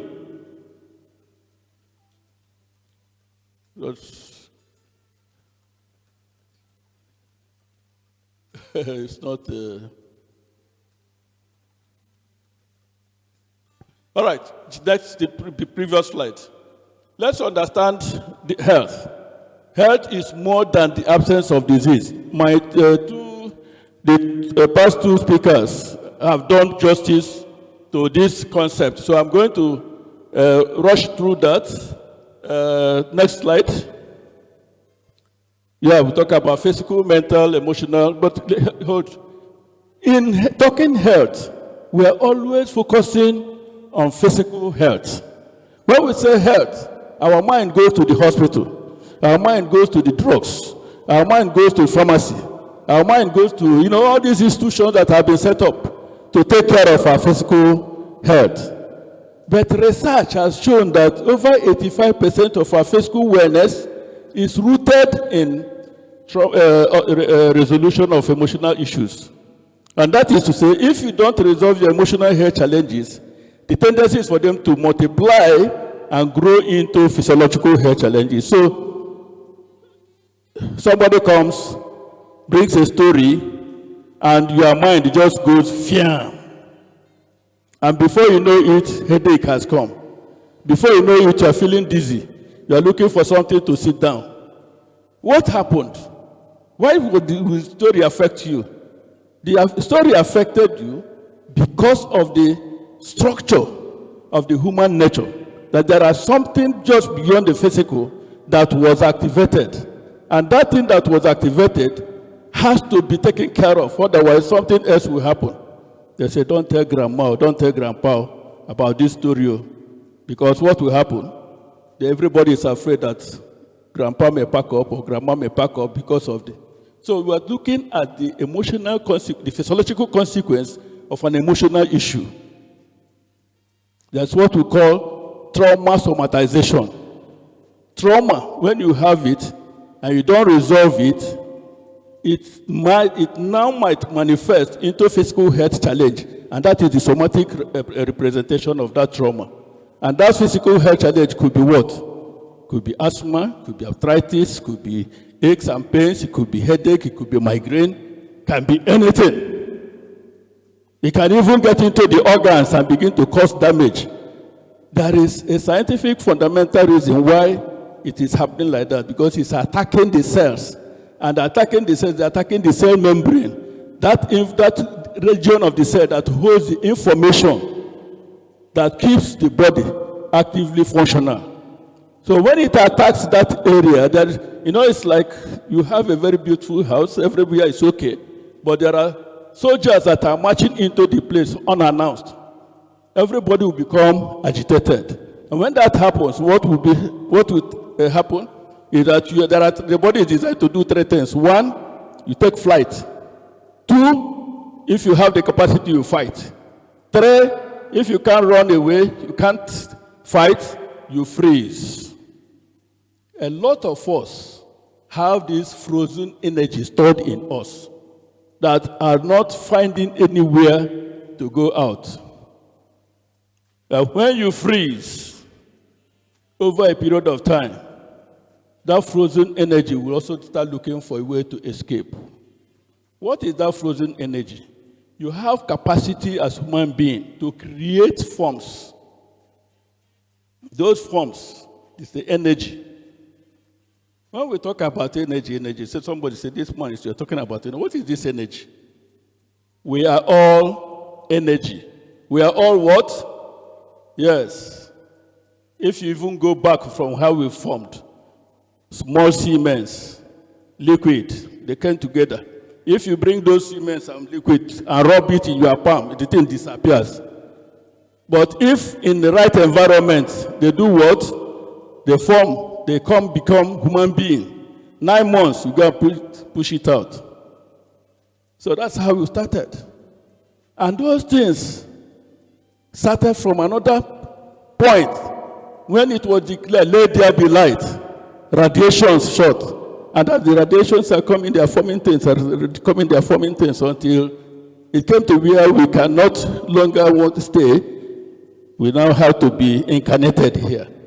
So everything is radiation, and science has also captured that. Einstein says E is equal to mc squared in his law of relativity. Do we know that? Energy is equal to mass times acceleration squared. And acceleration is the rate at which this energy is moving. If you can grab it and make that acceleration 1, unity, mathematically, E will be equal to m. Because mass times 1 is equal to m. It's mass, not so? Yeah, so energy is equal to mass. So all of us that are here, including all these things here, they are all energy. To be relevant, to live, to survive, to achieve, we must maintain energetic balance and harmony. So if there is dysfunction, it's because we are no longer in energetic balance and harmony. If there is dysregulation, that means we are no longer in energetic balance and harmony. So what do we do in energy therapy? It is to restore the individual to energetic balance and harmony. For me, I say, the hospital is there. Go and take care of your physical health issues. You can only come to me if they have failed in taking care of you. I say, okay. But so I don't bother myself about physiological health issues. I say, look, there is a big gap between emotional health and physiological health. Let me focus on supporting emotional health. That's why I do emotional trauma, emotional therapy for individuals, for organizations, where I'm invited to do so. So mental health, everybody is talking about mental health now. But actually, mental health has two domains, psychiatric health and emotional health. The psychiatric one is what people know. And why? Because people go mad. But they wait for people to go mad. I say, look, you don't have to wait for people to go mad before you talk about what can lead to madness. By the way, it's not just emotion that leads to madness. There's also structural dysfunction in the brain. If you hit your head somewhere and you break a part of the brain and something happens, there is tumor in it, it could lead to psychiatric health issues. But that is minimized, about 10 or 15% of what causes madness. But the other thing that causes madness is unregulated emotional dysfunction. You start thinking from here till tomorrow, but next tomorrow maybe something is happening. You're putting too much pressure. So we don't wait until there is emotional distance leads to psychiatric before we start talking about mental health. No, mental health is for everybody. Mental health for everybody, because we talk about emotional health. Social health, spiritual health, and energetic health. Energy therapy can support all these aspects, including your diet, including the exercises. Energy therapy supports them because somebody in Abuja said she eats to satisfy her emotional, conditions. She just eats. It's possible to use food to medicate your emotional health conditions, but you shouldn't do that. And energy therapy will help you resolve whatever it is that is pushing is at the foundation of it. Next slide. Next. Physical health includes, next slide.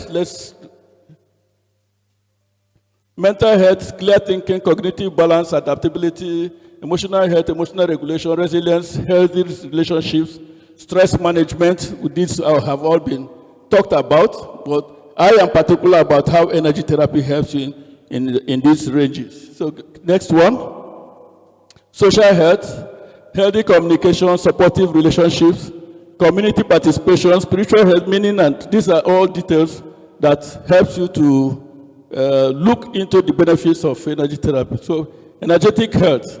I'm going to explain a few things. When I ask them to tap to activate their energy, I am asking them to stimulate points in the body that hold the energetic vibration that support our stability. And these points have been mapped. In the olden days, the Chinese mapped what they call the meridians. They mapped what they call the acupoints. And then in the Indians, about 3,000 years ago, they were able to see the locations of the energy centers. Science is now beginning to look at, to identify where these things are, and they're giving them names. So when you come for our training, we'll give you all the details as discussed. But what is the significance of the meridians? They are called the invisible pathways through which the life force energy flows.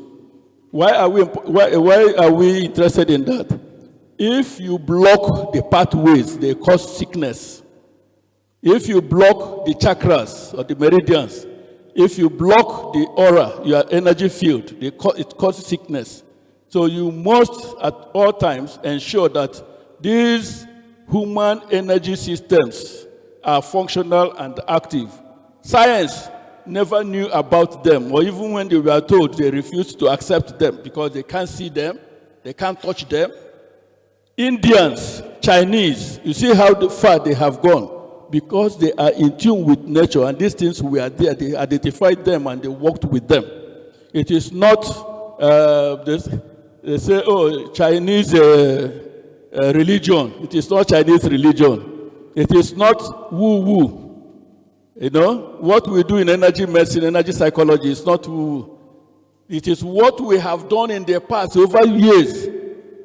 Our ancestors are doing a research on African traditional energy medicine, and I discovered that we have been doing these things many, many years ago before even the colonialists came and made nonsense of the knowledge we had.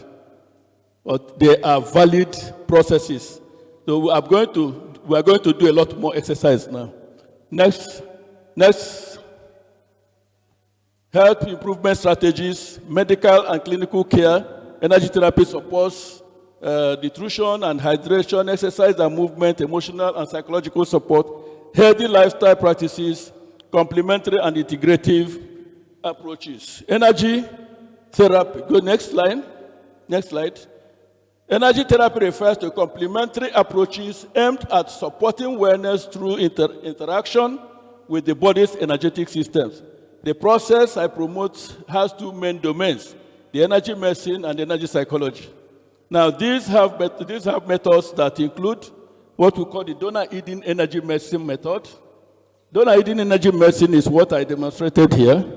This is a lady, an American lady, who was told at 30-something years that she's going to go and pack up, that she was going to die, by 5 medical doctors.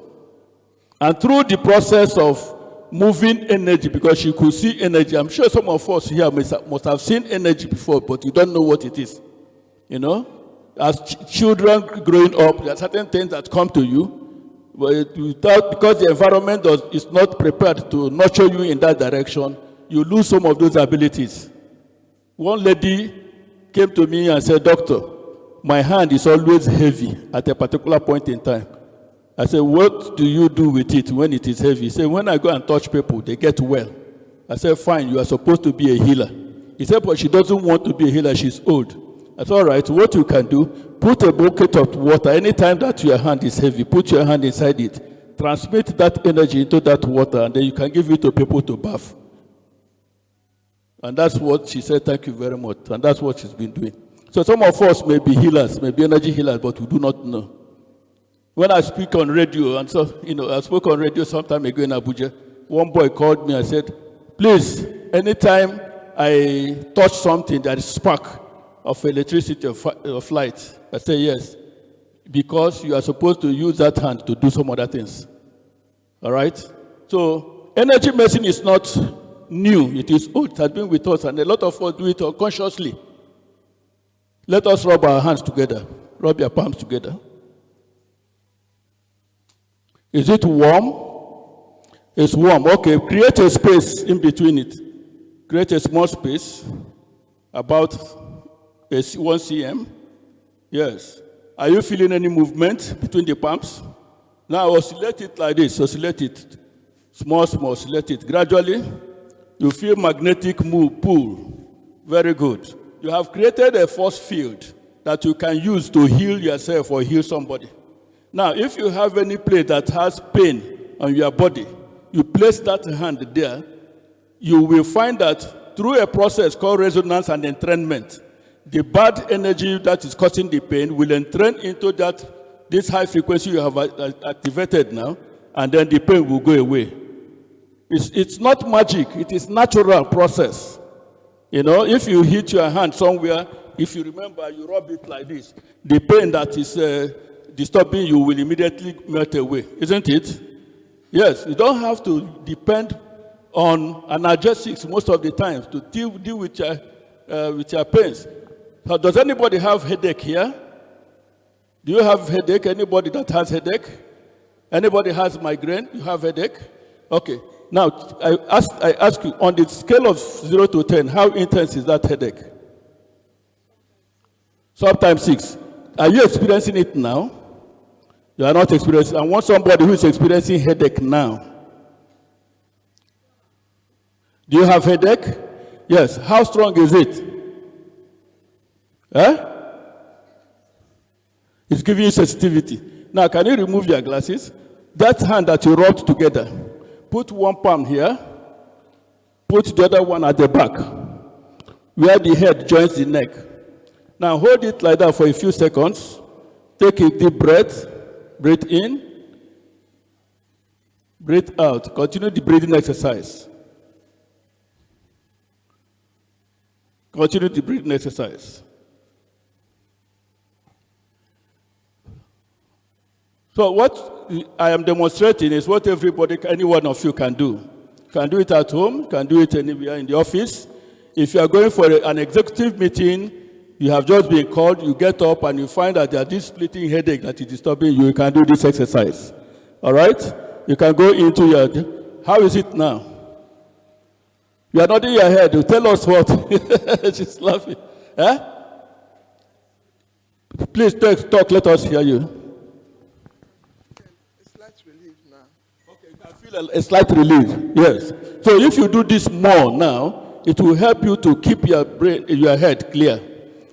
I met somebody this morning, and I looked at him, I said, I saw the emissions. I said, you didn't rest very well last night. And he said, yes. So his energy was low. And I said, okay, this small exercise that we did, I got him to do the exercise, and I tested him again, was stronger. Next slide. Yeah, go back to that slide. No. Okay, yeah, fine, that's, so we have different, fine, that's the one. We have different methods: therapeutic touch, meridian-based approaches, whole body flushing, emotional freedom technique, thought field therapy. These are all modalities within energy psychology and energy medicine that we teach. Chakra balancing systems, aura-based modality. The names don't sound new, sound foreign, but they are basic things that we have been doing all along. When something happens, a mother will say, oh my goodness, have you noticed that before? Have you experienced that before? Have you heard that before? Yes. You are actually calming yourself down by touching your heart energy chakra. This place, these energy centers, they are called chakras in Indian Sanskrit language. And we have adopted these names in modern energy, psychology, energy medicine protocols.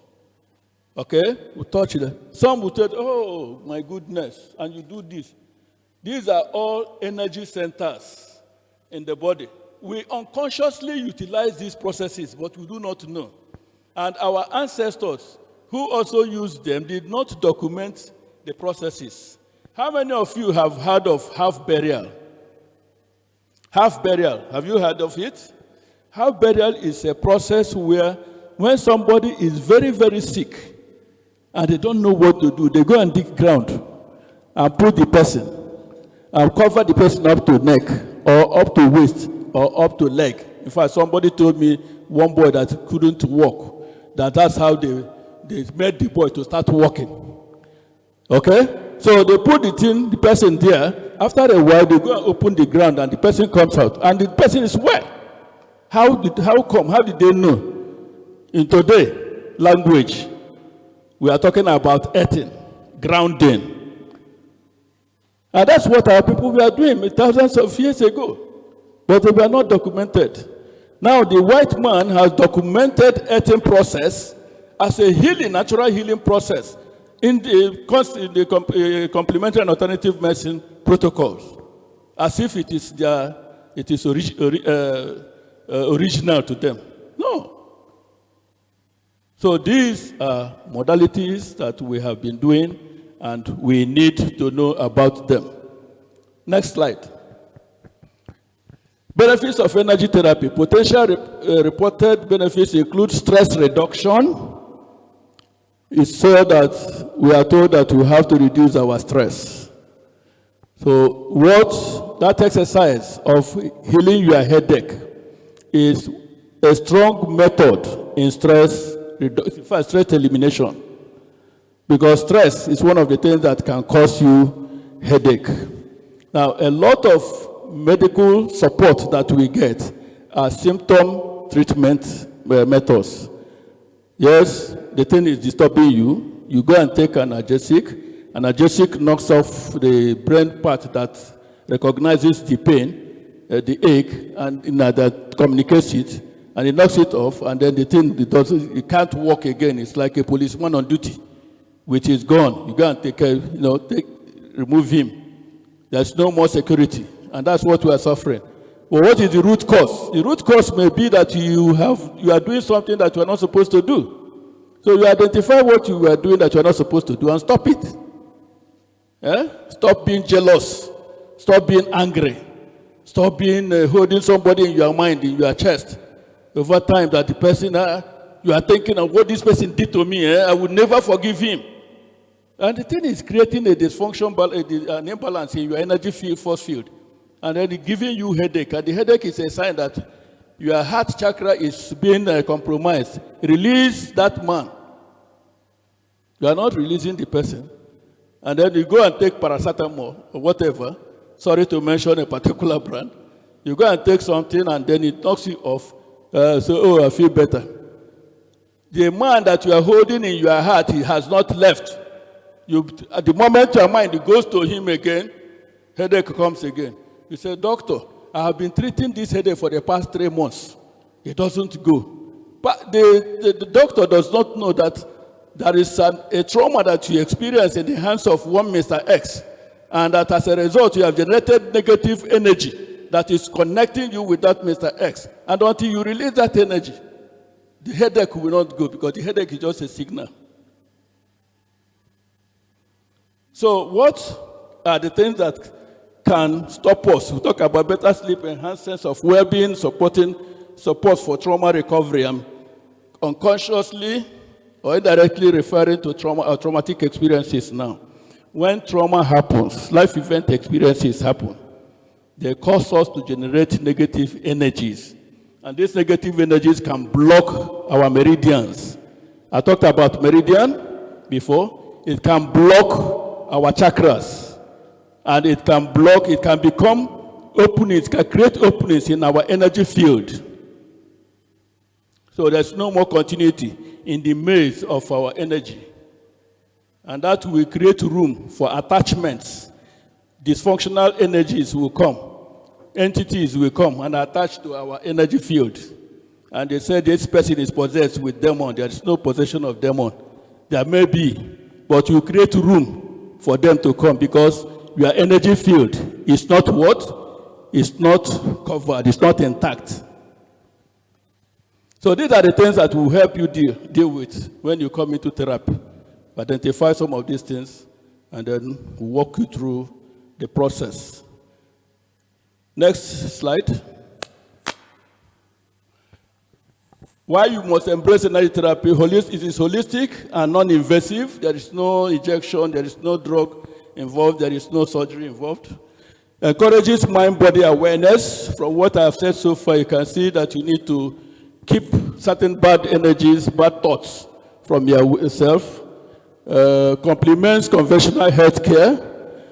When you are afraid to go for tooth extraction, you can do energy therapy to remove the fear so that you can do your tooth extraction. It can also support you in the management of the pain and in quick or accelerated pain resolution. So when you go for medical procedures.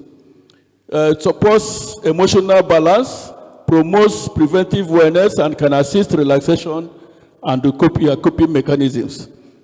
Next slide. Effects, energy therapy in trauma resolution. Trauma can affect you. It can affect your emotions, nervous system regulation, sleep and stress response, relationships, and physical health. Energy therapy approaches aim to promote calming, grounding, and emotional stabilization. These are areas that we do not give thought to, but they are very, very important in our well-being, at all levels of our well-being. Next slide. We provide training in energy therapy. Some of the topics will be human anatomy, energy concepts and systems, ethics and professional boundaries, trauma-informed care, practical therapeutic techniques. We'll do a couple of that. Next slide. Examples, grounding exercises. I want to, please let somebody come out, let's check about grounding. Let's quickly do a small demonstration. Yes, sir?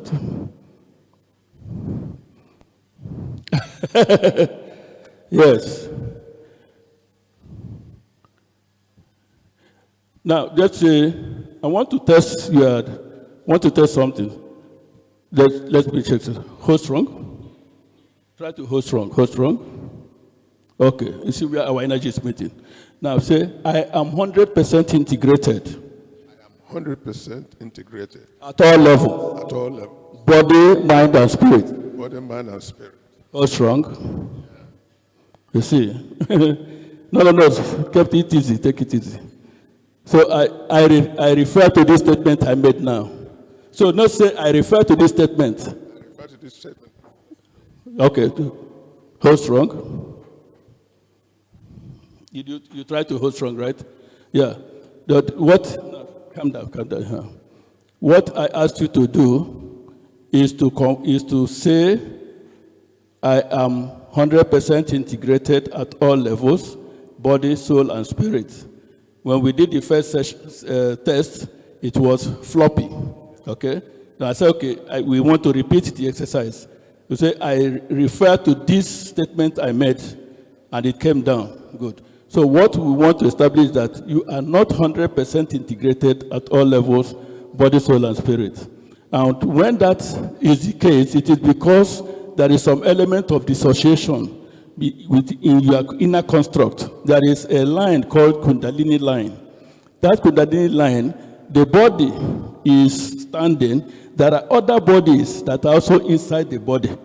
So there are about a number of them. Now, they are all held together in line with this particular invisible Kundalini line. So the energy centers are also on this line. There are 7 of them. Yes, the chakras. You have the root chakra, you have the sacral chakra, you have the solar plexus chakra, you have the heart chakra, the throat chakra, the third eye chakra, and the crown chakra. There are 7 of them. Now, they are all on this line. So if there is any shift in the Kundalini line, then there is no alignment. And most of the times, this misalignment causes us problems. All right? So when you do grounding, that's where I'm coming to. When you do grounding, the objective of grounding is to release whatever tension that is causing this misalignment, and this body should be in perfect order. It's not always easy, but if there are other factors, we have to identify those factors and resolve them. But one important one is that you have to be grounded at all times. Grounding not just that you put your leg on the ordinary floor. No, grounding is also having your internal construct in alignment. Don't hold anybody in your heart. Don't think evil of anything. So because any evil you think attracts corresponding evil, and it can disorganize your energy. Yes. So I hope you are understanding, appreciating the discussion. So thank you very much, sir.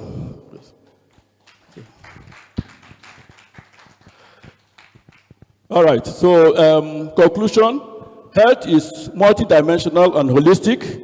Energy therapy is increasingly discussed within integrative wellness as a supportive approach for stress reduction, emotional balance, relaxation, and trauma support. Please, I'd like to emphasize trauma support. A lot of people are working with deep trauma in themselves. Deep, when I say deep trauma, I mean deep trauma. And that is because a lot of us don't know what trauma is.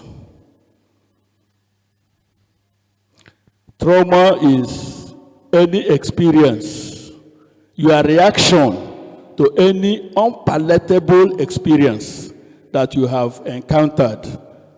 It could be from childhood, from anybody, friends and family, where you work, anywhere, business transaction, any unpalatable experience that is different, that affects your perception of reality, of what it is supposed to be. If you have had that kind of experience, it is important that you find a way. If you have had that type of experience and you have created negative energy force field around that particular experience, I request, in fact, I advise I plead that you resolve that energy. Trauma resolution is very, very important. It is one way of, allowing trauma to be in your system is one way of soiling your garment. So the Lord said, these are the people in the explanation. These are the people who have washed their garments clean. That garment, that is that white robe that is you from origin. Trauma is one of the things that can soil it. Your reaction to emotional trauma. It's not the food that you eat. It's not the food you eat is important. We have been talking about it here. That food is important, but the Lord says it's not what you put in that soils you, but what does what? Comes out of you. It's out of the abundance of the heart. What happens? The mouth speaks. So if you are vile inside as a result of reaction to what somebody did to you, what come out of you will also be vile. So the only therapy that we now know that can clean somebody in that vile, in that individual, is energy therapy. So that's why it is important. That's why I'm very passionate about it. I spent 27 years working for Nigerian Breweries as a senior manager. I retired in 2016. So when I found this, I was doing it while working. But when I retired, I said, I'm going to dedicate my life, myself, 100% to talking about energy therapy. Not just because I'm the first African to be certified, but because I find reason to help human beings deal with themselves using this method. Next slide. Well, I try to put some research papers toward health organizations, some references. Larry Dorsey, Healing Wounds, The Power of Prayer and the Practice of Medicine. Pat Carrington, one of my teachers, talked about molecules of emotion. Bessel Van Der Cook, one of my teachers, also and friend, The Body Keeps the Score, talks about trauma, trauma resolution, trauma healing. Said the body keeps the score. Don't say, somebody said you, oh, it will go away. Don't worry. It's that it will go away over time. It doesn't go away. It's not go away. All right? So we need to resolve it. So, well, 3 terms. I showed you the 3 terms. 1, 2, 3. Do you remember it? If you can do that every morning and every evening to help you. All right? Then the second one, zip up. When you finish this exercise, you do like this. You zip up. You zip up your energy. Why do you have to zip up your energy? So that your energy does not interfere with other people's. Other people's energy do not interfere with your own energy. You keep it closed, keep it locked up. All right? Yeah. Have you seen the situation where somebody walks into a hall and all the eyes are on the person? And before you know it, the person is tripping. Yeah, because they are sapping the person's energy through that interference. There are also what we call energy vampires. They will, feast on you. So if you do your exercise, activate your energy, and you zip up. It helps you. All right. Infinity. This one is very, very good. This infinity. We call it infinity weave, actually. Is anybody feeling depressed here? You have to take something out of this place. This is the essence of this conference. Is anybody feeling depressed? But you're feeling low inside you, feeling as if your heart is dropping into your stomach. Those are the telltales. But if you have that experience, there's an exercise that you can do. And that exercise is called infinity weave. I'm going to demonstrate it.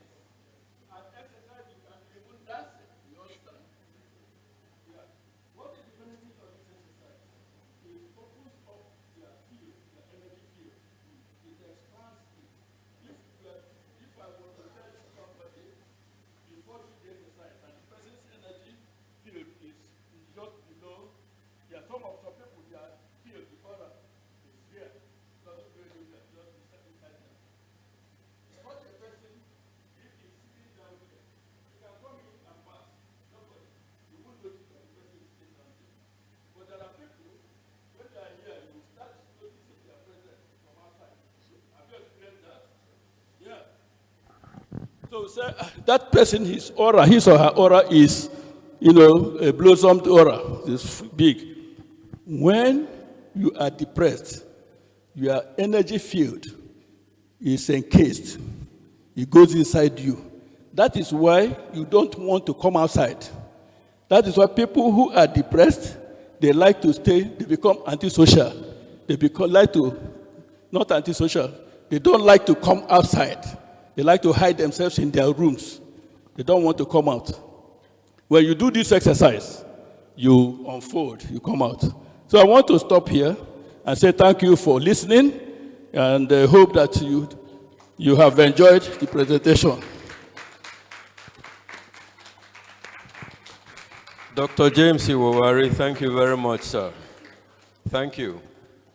At this time, we would like to spend the next couple of minutes, because we've heard so much, and I don't even begin to pretend that I understand all that I've heard, and I'm sure we might gain something by asking questions. Those who have spoken to us are all still here, thankfully. So please, if there's anything you've heard so far that you don't understand, this is the time to ask your question. Okay.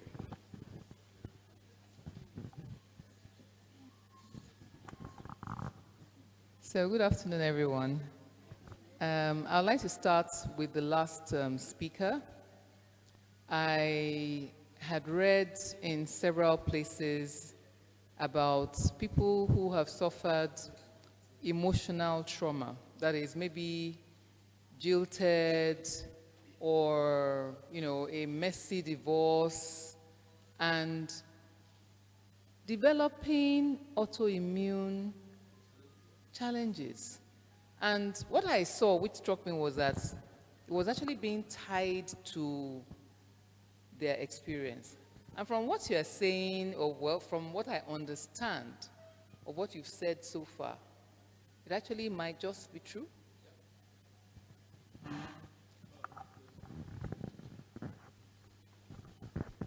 Thank you for the question.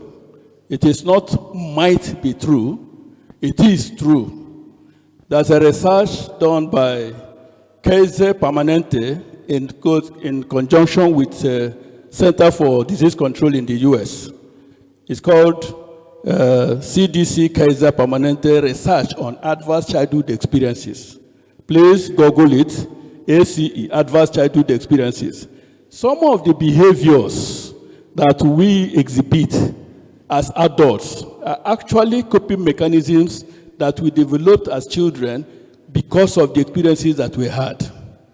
And this research also says that if you have one or two adverse childhood experiences, there are multiple of sicknesses or ill-healths that await you if you have not resolved those experiences. So it is true because it is based on research.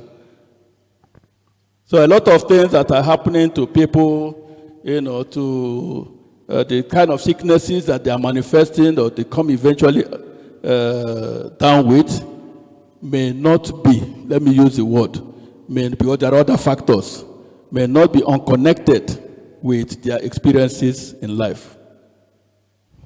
So that is why whatever is your experience, I said, I beg you, try and resolve it. I had a lady, she's an executive in one of the Nigerian oil companies. She said she had issues, and I was leading her through the process in the therapy. She does not give her report on time. She knows it's a problem. When we identified it, because she is a perfectionist.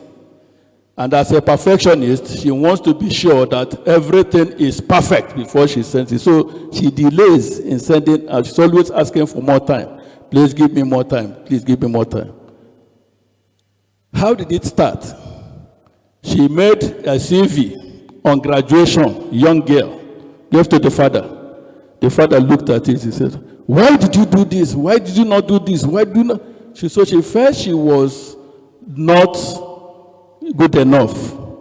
And she started ensuring to avoid being shouted at, to avoid being accused of not doing it well.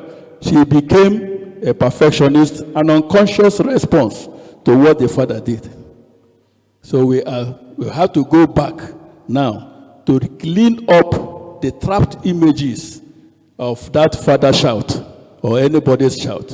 And we have done that, and she's very happy about it. Any other question? Yes.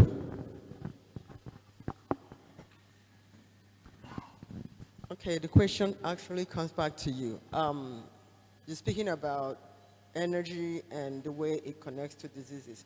Could you elaborate if this energy, would I say dysfunction, has anything to do with the increased dementia that we see worldwide? Thank you. Does this energy we are talking about, can I attribute it to the dementia, increase in dementia that we're talking about? Yes, I can only answer that if I have seen a research in that direction, but it hasn't been, but the fact is that if you are, there are certain aspects of your energy that is in charge of the brain zone. If that energy that is in charge of your brain zone is not active and functional, you may not have memory recall. So when you are having memory recall challenges, we will test the various parts of the loops. There are 6 segments. 1, 2, 3, 4, 5, 6. When we do the test, in fact, it should be nice now to do it. I like to demonstrate these things when we talk about them. Can anybody please come forward? Let's look at, free of charge, how you come. My consultation is usually plenty money. So if you have opportunity to have something done now, I'm free of charge, it is good. Okay. Can you remove this thing? It's okay where you are sitting. All right, so let me test you a little bit. Now hold strong. Hold strong. Did you do these exercises we talked about, or you just sat down? Okay, can you activate your energy? Can you do it very, very well? Can you activate? It's important that you have, your energy is activated and it is running. Yes. And then this side. Okay, very good. All right, now, hold strong. Hold strong. You have to do, okay. I have to get your energy functional. Sit down. Cross your leg like this.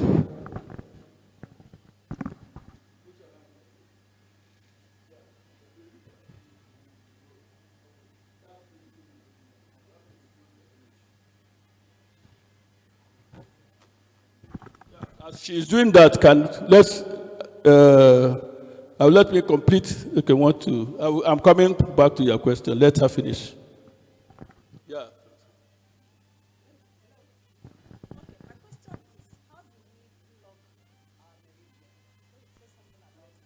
How do you block your meridians? Okay. Yes. One way of blocking there are so many things that can block your meridians. Okay? But one major thing is anger and fear. All these negative energies. Because the energy is heavy, they can't pass through the channel of the meridians. Yeah? What should pass through the meridians is a vibrant, radiant frequency energy. There are different energies calibrated in different frequencies. So your energy should be high, vibrant, not low and heavy. If it is low and heavy, they won't pass through the channels, those invisible pathways. So if you are having negative energies, anger, fear, you are reacting negatively, negative thoughts, they are not good. You have to look at the root causes and clean them from your system. All right? Otherwise, you'll be causing problem for the meridian. Another thing is electromagnetic frequencies, where you know, what bad words people talk to you, but you react to them negatively. Not everybody has the capacity to withstand bad words. So you react, and then when that reaction, it can cause bad energy. Yes? Are you okay? All right. All right. Okay, what would have been your question? You talked about chakras, and that's the Indian definition. I wanted to ask if it's the same thing as chi. What's the Chinese called chi? And then, then you also talked about the 7 parts. So I wanted to ask if you could just elaborate, because you talked about the third eye chakra. So I just want to understand. Yeah, okay, she wants to know if chi is the same thing as chakra. No, they are not the same thing. Chi is the Chinese word for the life force energy. All right? The life force energy, the invisible life force energy, the chi is the Chinese word for it. The other people call it mana, prana. You know, it is from prana that we got pranic healing. Then I don't know what we call it in Africa, but I think the Yoruba language, they said Oshe is O-S-E, with a hyphen. That's what I learned during my research, that they call it. It's an invisible energy. The Igbos, I think they say Ebupe. You know, when you come into a place and you feel the awe of the environment, that is the energy. You can feel overcharged depending on the kind of environment, the kind of energy that is in that place. If you go into some places like the cemetery, because of fear people put there, you feel the eeriness, that feeling, that is the energy that you are experiencing. But we want that energy to be proper. There are those who are a lot more religious. You know, they stand and they feel the upliftment, the lifting up, the lightness, the vibrancy. That energy is what we are talking about. All right? And you know, women, they demonstrate that energy, the connection with that energy very, very well. They have that inner sensing of the presence of that energy more than the men do. And that is why the women are supposed to be guiding the men if they are standing aright. All right. So pardon? Question, okay. Sorry, Dave. Please, we will have panel discussions, right? And then more questions can be asked at that point. Sorry.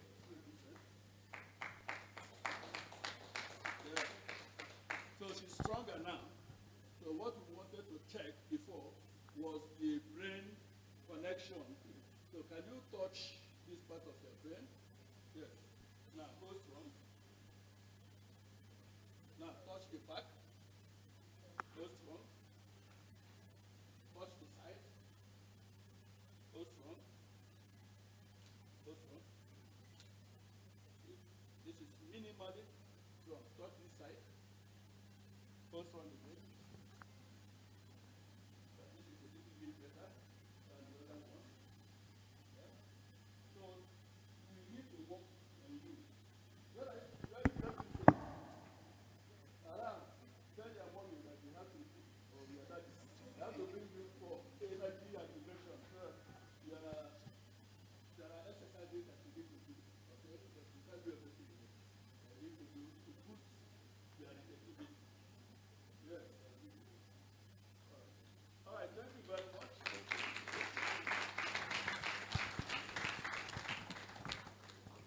Dr. Iwawari James, thank you very much, sir. We will go on to something else. We talked about glucose. So she's the expert and will take us through.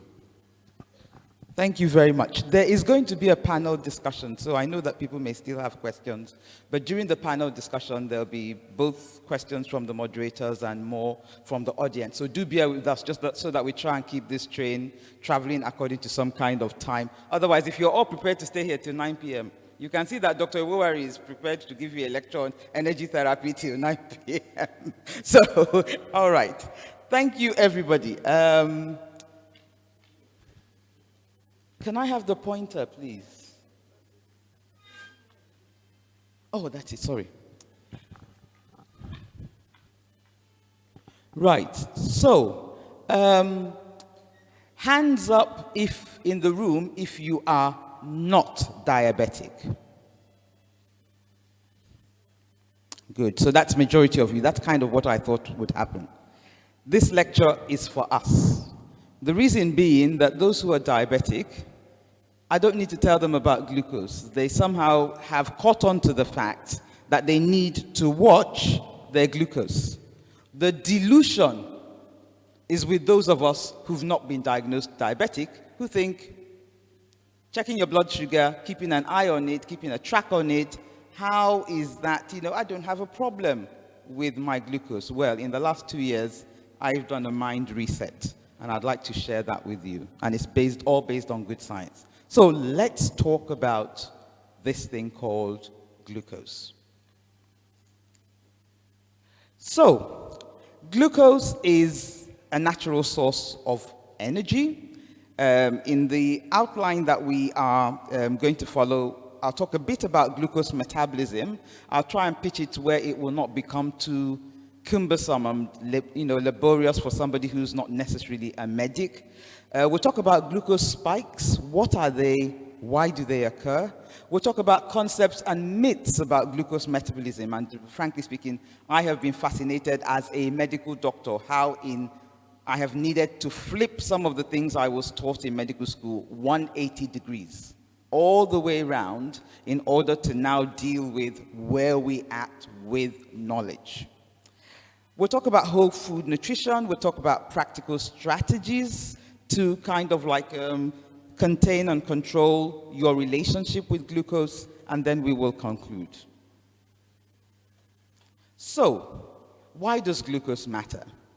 Glucose is the primary fuel source for the body, and once you eat anything, of which there are an abundance of these kind of things in nature that contains sugar in any shape or form, ultimately, what the body does is it breaks it down to glucose.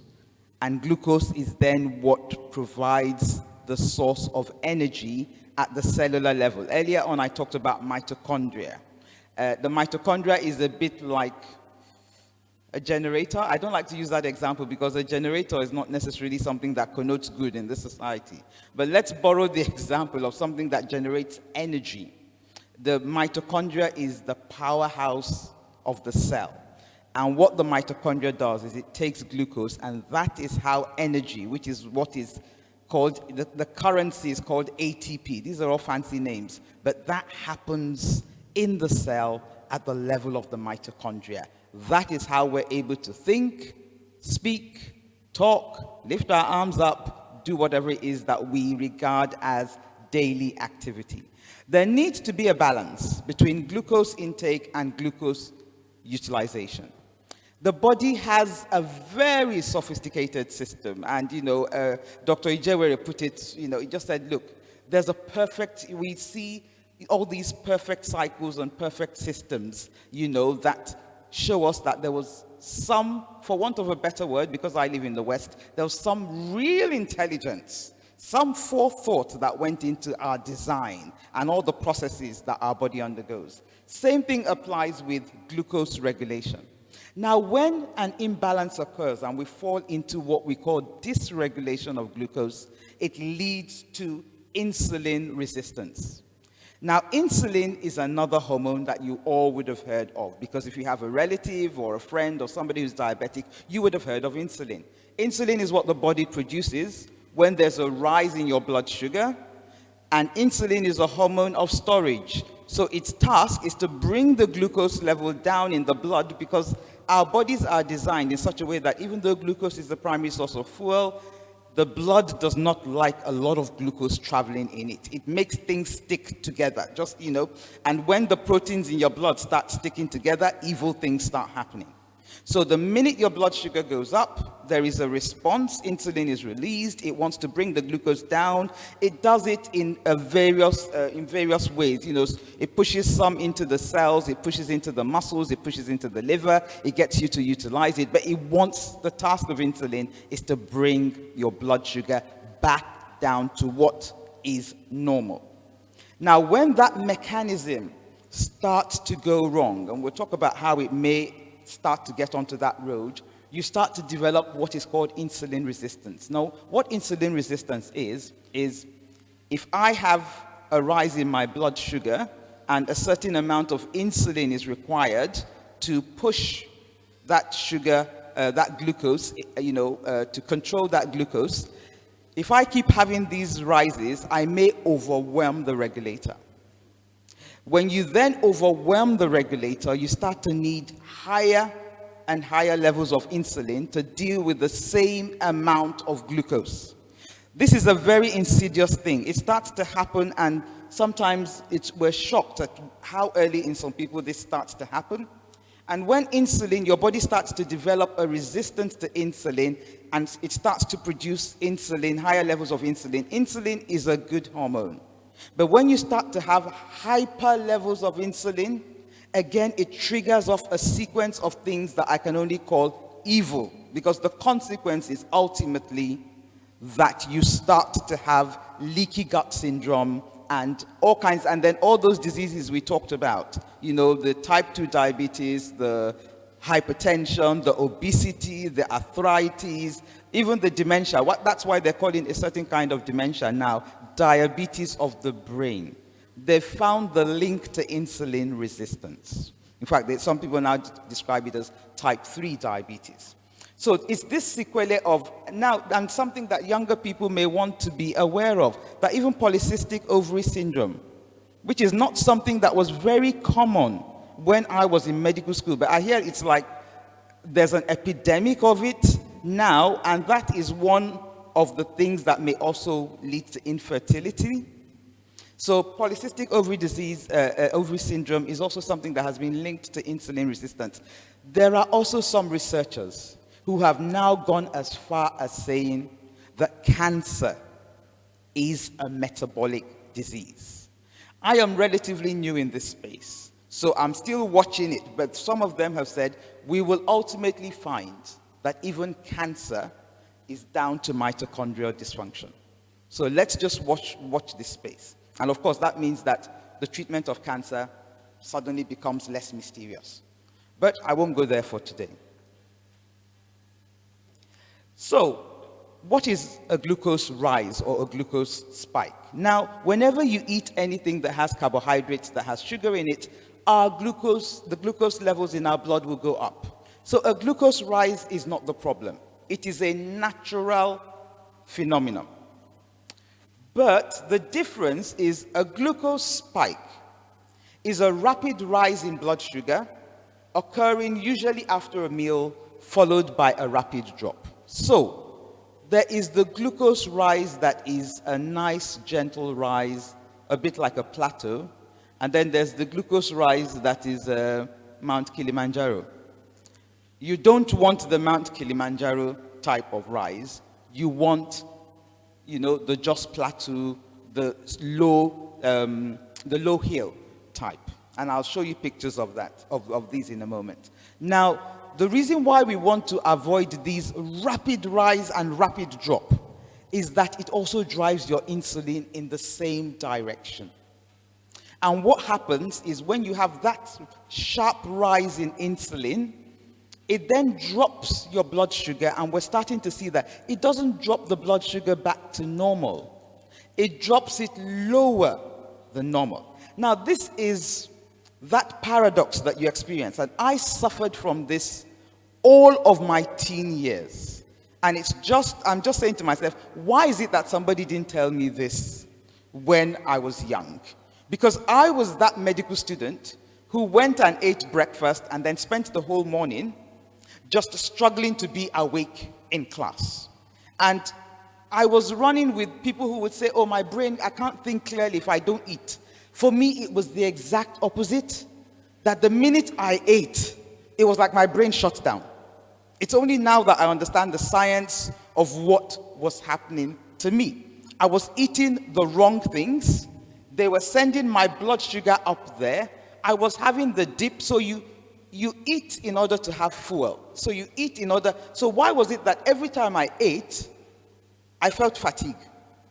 It was something I couldn't understand, that eating was making me tired rather than energizing me. And if you understand this, because when the insulin then drops your blood sugar too low, that's when you start to have that feeling of fatigue. You're kind of eating and you're like, okay, now I need to sleep. That once you have that feeling, this is what's happening. Because otherwise, food should energize us. It should not make you feel like going to sleep. So, the other thing that has also been found is that when you start to have these glucose spikes, that it can also affect not just your energy, your appetite. It drives your cravings, particularly if you've eaten the wrong things, and we'll talk about those. It drives your cravings, and that's again when people say, okay, I was okay until I now ate something, and now it's just like every hour I feel like I need to eat something. And yet I was all right until I ate. Again, something that I was very familiar with. And of course, it can have an impact, as we've shown, on your long-term health. So if you look there, that is kind of like the pictorial representation of when you eat these over-processed foods that are packed with sugar, that are designed to drive your blood glucose in order that you may eat more. The whole point is that you eat and that you just continue eating and you can't stop eating. So they are called they're called high glycemic index foods. If you see the lower one, that's a more gentle rise, which then comes back to the same level it was at after about 2 hours. And those are now the low glycemic index foods. So the glycemic index is a measure of how much a food increases your blood sugar compared to sugar, white sugar itself.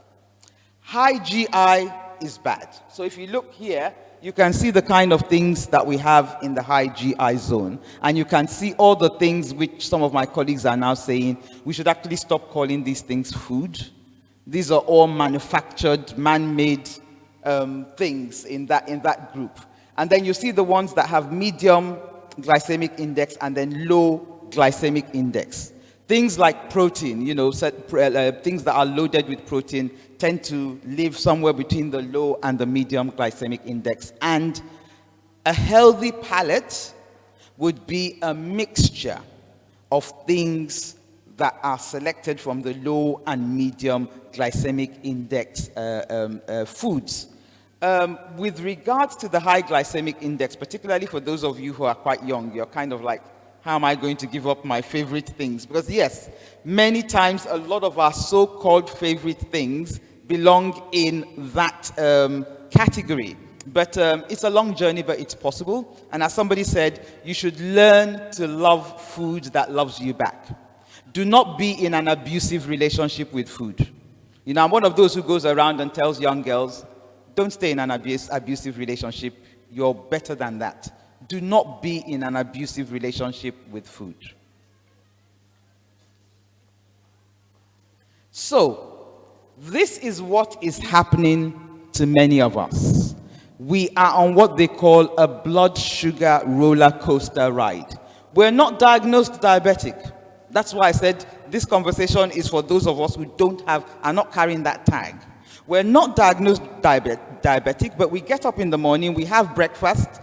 The things that are commonly served as breakfast are, spiking our blood sugar. And then you have lunch, and then you have another blood sugar spike. And then dinner, you have another blood sugar spike.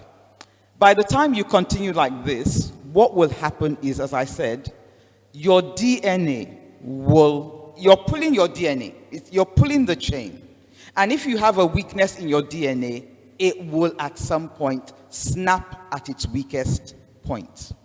So that's just the thing to be. And for different people, because our DNA is so different, for different people, it would take a different length of time. For some people, it will snap quite early. And so now we're seeing what? Young people with type 2 diabetes in their 30s. That was unheard of when I was in medical school. For some other people, it will snap later on. But the important thing is if you keep pulling a chain, at some point, its weak point, it will give way at its weak point. So I've mentioned the sequelae of being on a blood sugar roller coaster. We don't want to be there. These are just some values. You can Google these values, what should be your normal fasting blood sugar, what should be the normal if your blood sugar is done randomly. Those are the figures that I've put there. But the thing that I particularly want to highlight is that thing there called a HbA1c. Because it appears that that is not being talked about as much as it should.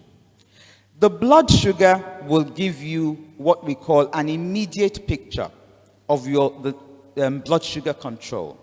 The HbA1c gives you a picture over 3 months. It's a much more reliable indicator. And for some people, if you have a very strong family history, and I'll tell you a story, an unfortunate story that I only came to know of recently, but if you have a very strong family history of diabetes, just going to your doctor and having your fasting blood sugar done is not enough. Certainly where I work, that's not what we would do. If you have red flags about your family history, I would call you in for HbA1c. Because what that will do is it will flag to me when you become pre-diabetic. Some people spend 10, 15 years being pre-diabetic and then finally become diabetic. That's 10, 15 years of your body begging you not to allow it to end up at this destination and nothing being done. And then finally, the thing that was coming towards you arrives, whereas it had been given indications.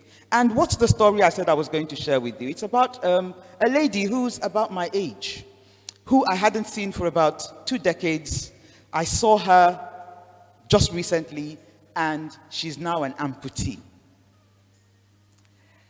And that first was a shock to me. And I started asking what happened.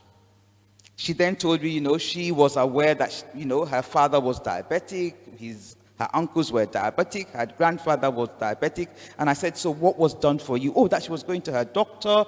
They were doing her fasting blood sugar. I said, did anybody at any time in your care ever say the term hemoglobin A1c? She said, I'm hearing of it for the first time. And that caused me pain, because that was clearly a failure of the even what we do know within science, that's a failure, because that lady is what we call a red flag patient. The red lights in my brain are going off anytime I see this person, that she's got a strong family history.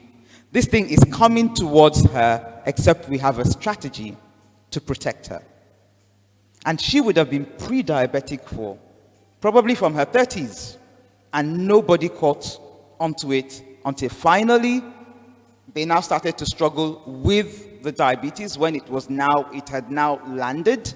And even within the context of that, somebody with that kind of family history who is diabetic comes to you and says, I have a pain on my leg. Look, that day, literally my brain is going mad, because I know what that means. And it starts as a small pain. And she was the one who kept going back to the doctor. Doctor, this leg is still hurting.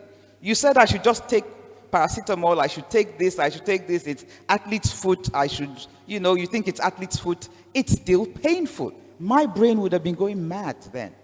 And so this lady had all the warning signs, even at the time when it possibly may have been just 1 or 2 of her toes that would have needed to have been taken off. This was just not contained, it was not controlled, until now she has lost a limb. A young woman, as I said, of my age, is now an amputee. That is just a failure. So please, again, I want to bring that to attention, just so that if you're one of those people who has a strong family history, please, that you keep going to your doctor and they're telling you your fasting blood sugar is fine. Do not be reassured.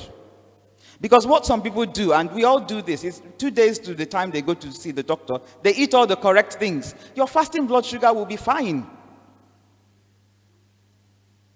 And you come away with an illusion. The HbA1c, you can't hide. It will tell me over the last 3 months what's been happening with the sugar in your blood. It's a more reliable indicator from the science we have now if you have a strong family history. And frankly speaking, I think anybody who also enters into middle age should know what the HbA1c is.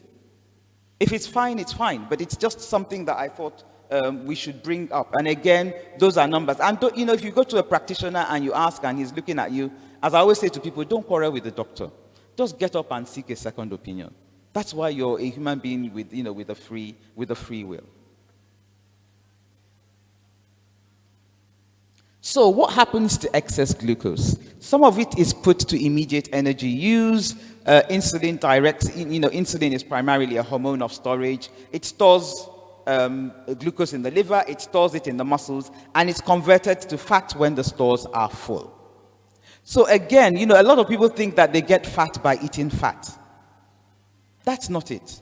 Carbohydrate is actually the enemy, if you at all. Excess carbohydrate is the enemy.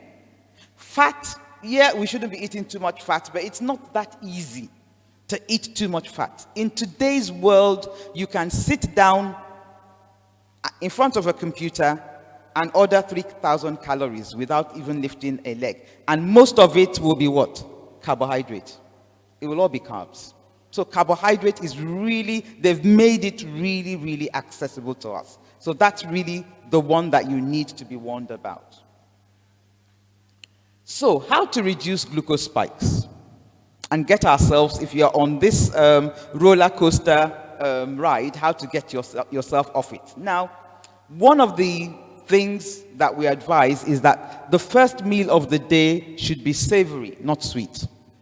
You know that many places you go to, the first meal of the day is what? Savory. Sweet, sorry. And it's quite interesting. I got to Ghana and, I don't eat breakfast, but, I come out and I sit down with my colleagues and we're being offered all these and I'm just looking at all this, oats and croissants and cakes and blueberry muffins and all kinds of things. It's just really carbohydrate loaded. You're going to need to do a mind reset to be able to do this, but it's possible. So the first meal of the day should be savory, and I've tried here to display some things that would fit in that savory category. Eggs, avocado, nuts, seeds, vegetables, a salad, our moi moi, our akara. Those are all savory foods, yes, but we abandoned all of that, including all the things that were ancestral to us, and we did what? I always give the example that where the secondary school I went to, you would not dare come to school in those days and say that you had eaten moi moi or yam for breakfast. You would become the butt of jokes in that school for I don't know how long. You had to have come to school, you've eaten toast, or you've had muffins or croissant or cornflakes or Weetabix or coca oat. Those were the things that showed that your family was, belonged to the elite class. These are now things that even the people who introduced us to them are now questioning whether some of these things should actually be called food. And we left our ancestral ways of eating so essentially you exchanged treasure for trash. So save the sweet meals for dessert. Again, if there are any caterers in the house, when you go to parties and the Nigerian sweet chop comes out, we're going to have a conversation about, because that is dessert. Puff puff is dessert. Chin chin is dessert. Those are the things we're serving as appetizer. And yes, there's a science behind serving them as an appetizer. The reason why the restaurants serve them as appetizer and offer you bread the minute you come through the door is so that you eat more. Because it's based on science. That when you eat these, that ultimately it's going to drive your cravings, you're going to eat more. So, but if we're looking at the health of the population, we're going to need to have some conversations and a rethink. Fiber is your friend. Fiber slows glucose absorption, improves satiety, and feeds your gut microbiome. And you're going to be hearing about the gut microbiome. That is a fascinating lecture, I promise you. Now, after you've eaten, what do you do?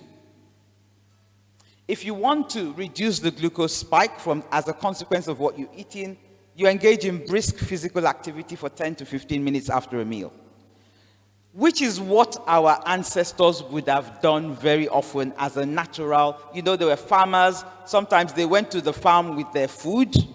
They ate in the farm, and then they continued farming. We now eat. We sit in front of the television.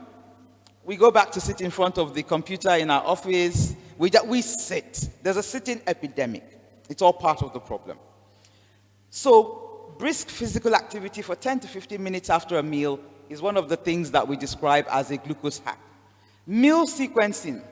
Now, meal sequencing is one of those, you can see I've put question marks there, because what the current advice is that you eat your meals, the contents of your meal in a certain order.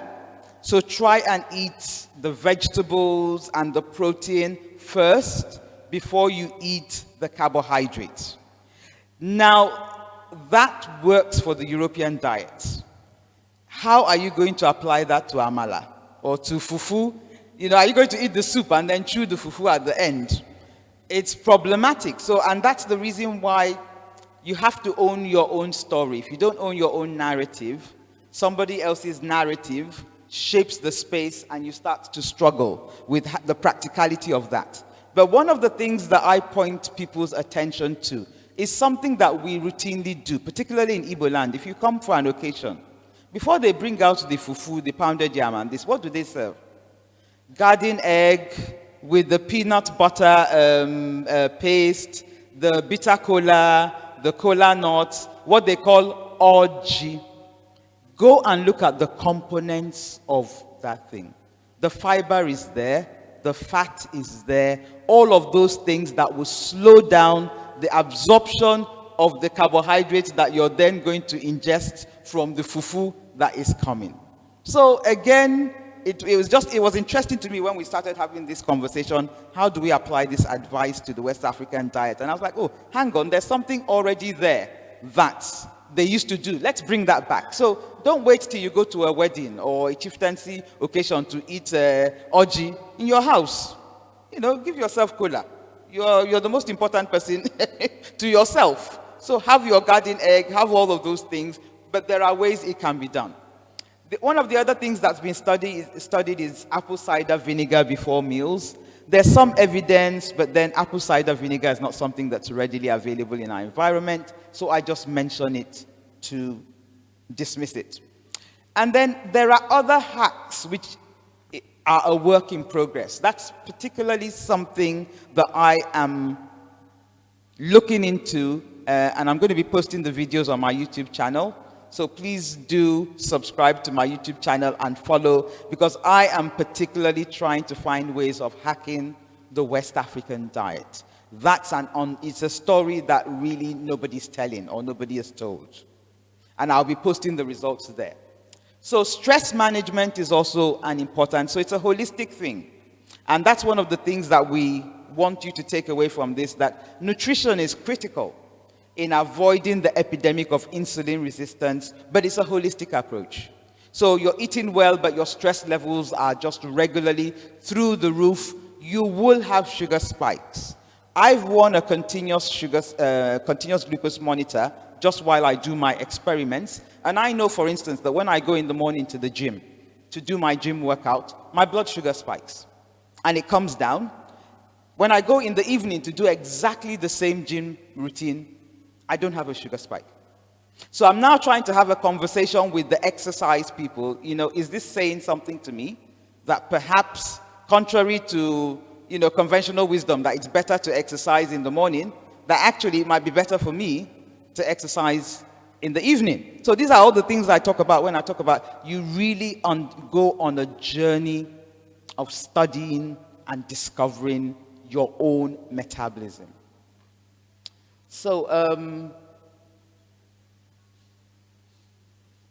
I think that's the key thing. Yeah, okay, there we are. We're at the end of the presentation, and it's my delight to now announce that we are almost upon the tea break. I will just find out whether the tea break is ready. I think we might be able to take a few questions whilst we receive advice as to whether the tea break is ready. As I said, if there are any questions that are not answered immediately after the session, just save them for the panel discussion. There will be room for that. Thank you very much.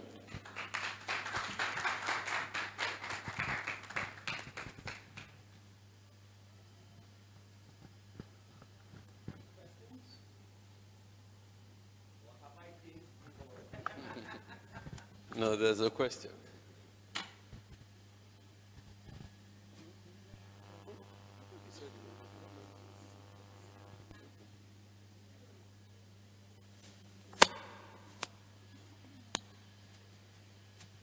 So from your conversation, you mentioned that ancestral medicinal practice is gradually growing into extinction.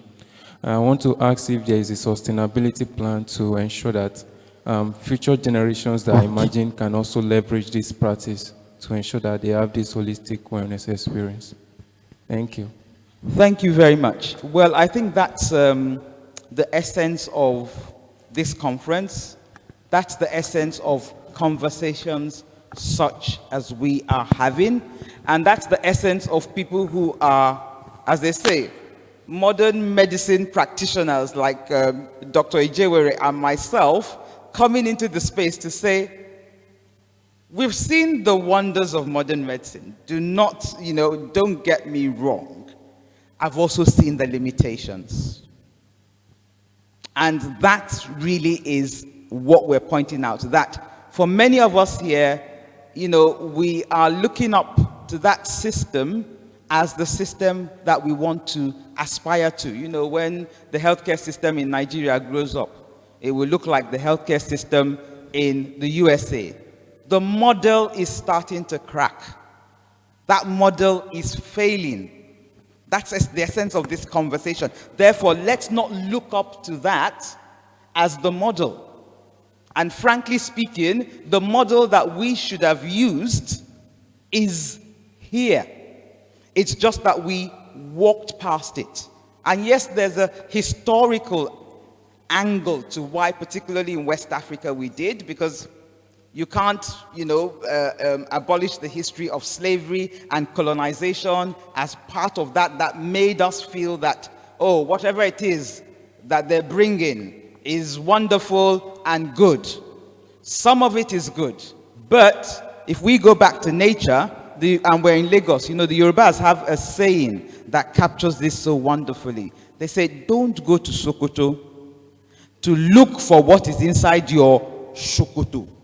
Now, for those of you who are not Yoruba speaking, the word shokoto, which is the Yoruba trousers, that's what we call shokoto, is spelled the same way as Sokoto, which is a town.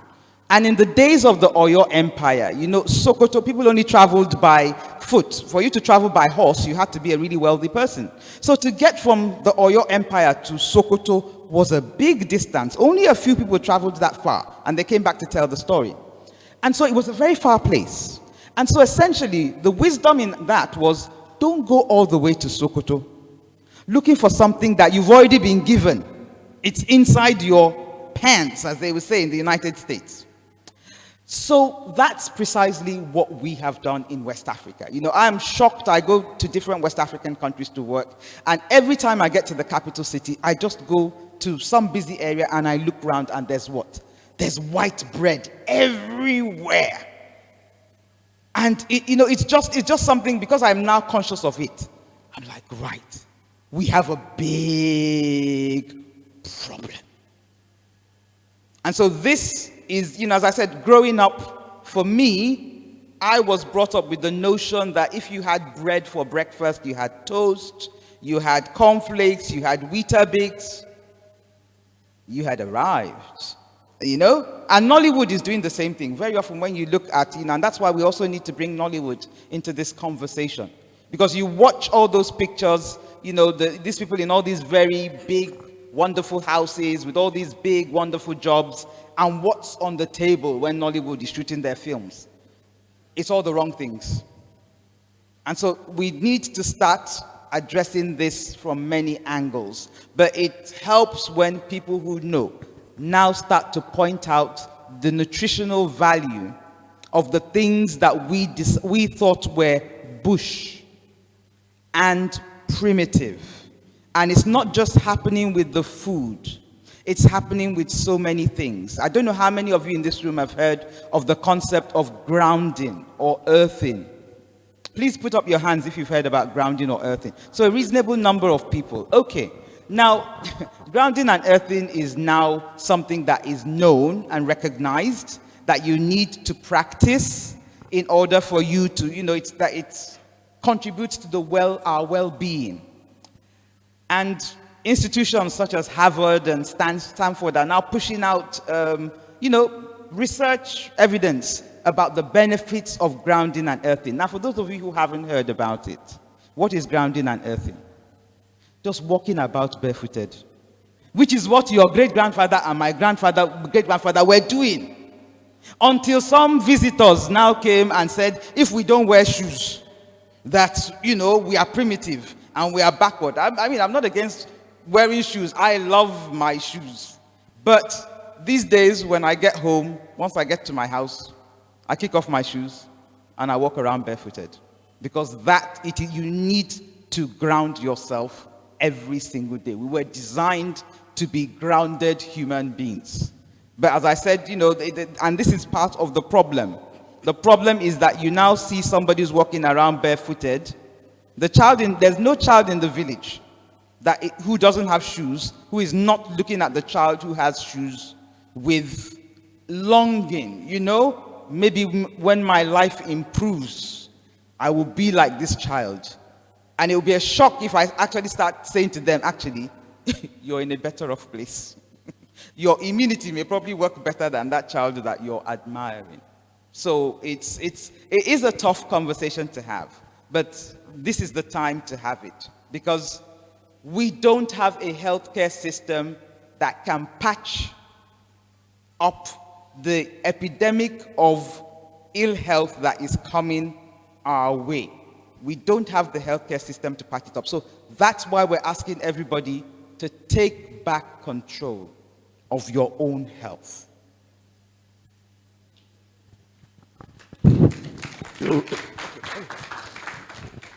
You've spoken about fiber, carbohydrates, as if the carbohydrates are the criminals. And you spoke about oats. I thought oats had a lot of fiber. So why are you saying that oats are not exactly welcome? Thank you. I'm very glad that you've brought that up. So carbohydrates there are carbohydrates in nature. So let's first of all draw that distinction. There are carbohydrates in nature. So carbohydrates are something that we need. The thing that we're drawing our emphasis to are these ultra-processed, over-processed carbohydrates in which they have, through research, put together quantities of sugar and fat and things that the human body did not evolve to cope with.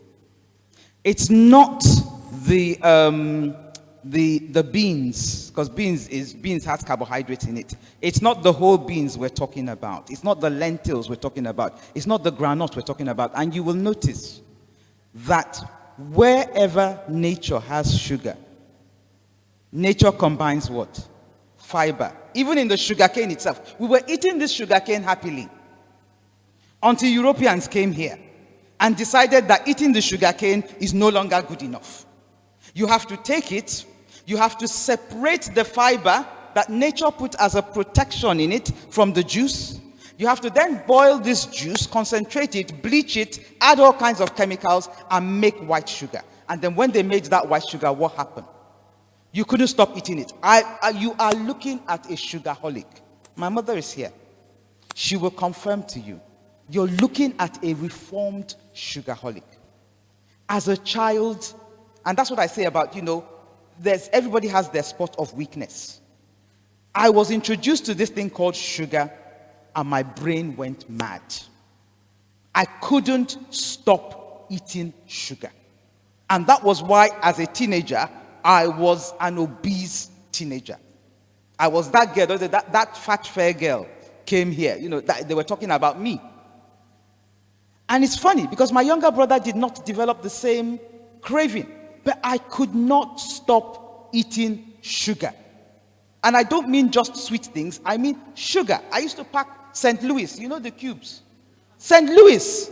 I used to pack them in. I still remember one day, one of my house help, our house help who lived with us at that time, called Martina, found out, because my mother would come back and then, what happened to this sugar? What happened to the sugar? Because she knew where she left the sugar thing. I used to just put sugar in my pocket, and it was almost like, you know, in between, I'll just be popping sugar into my mouth. So I was one of those children who fell flat for this sugar thing. So the dangers are quite clear to me. And the journey I had to then undertake to redeem myself from it. So carbohydrate is not the problem.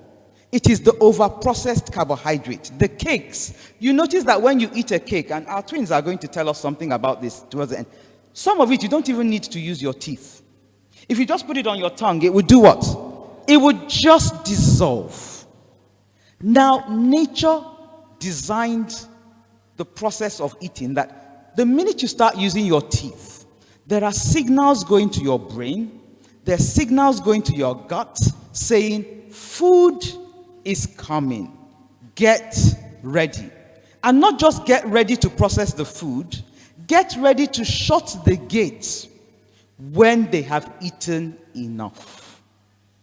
You now paid scientists to sit in the lab and put together combinations that overwhelm all these control mechanisms, such that your fellow human beings now say, and you see, as doctors, we didn't understand this. It's only in the last 5 to 10 years I've understood this. Those patients who said, doctor, I can't stop eating. And we used to say, you don't have enough willpower. Yeah, you know, you have to develop more willpower. No. The food was designed so that you cannot stop eating. It is the outlier who found the willpower to resist. This is what this modern chemicalized food industry has done to us.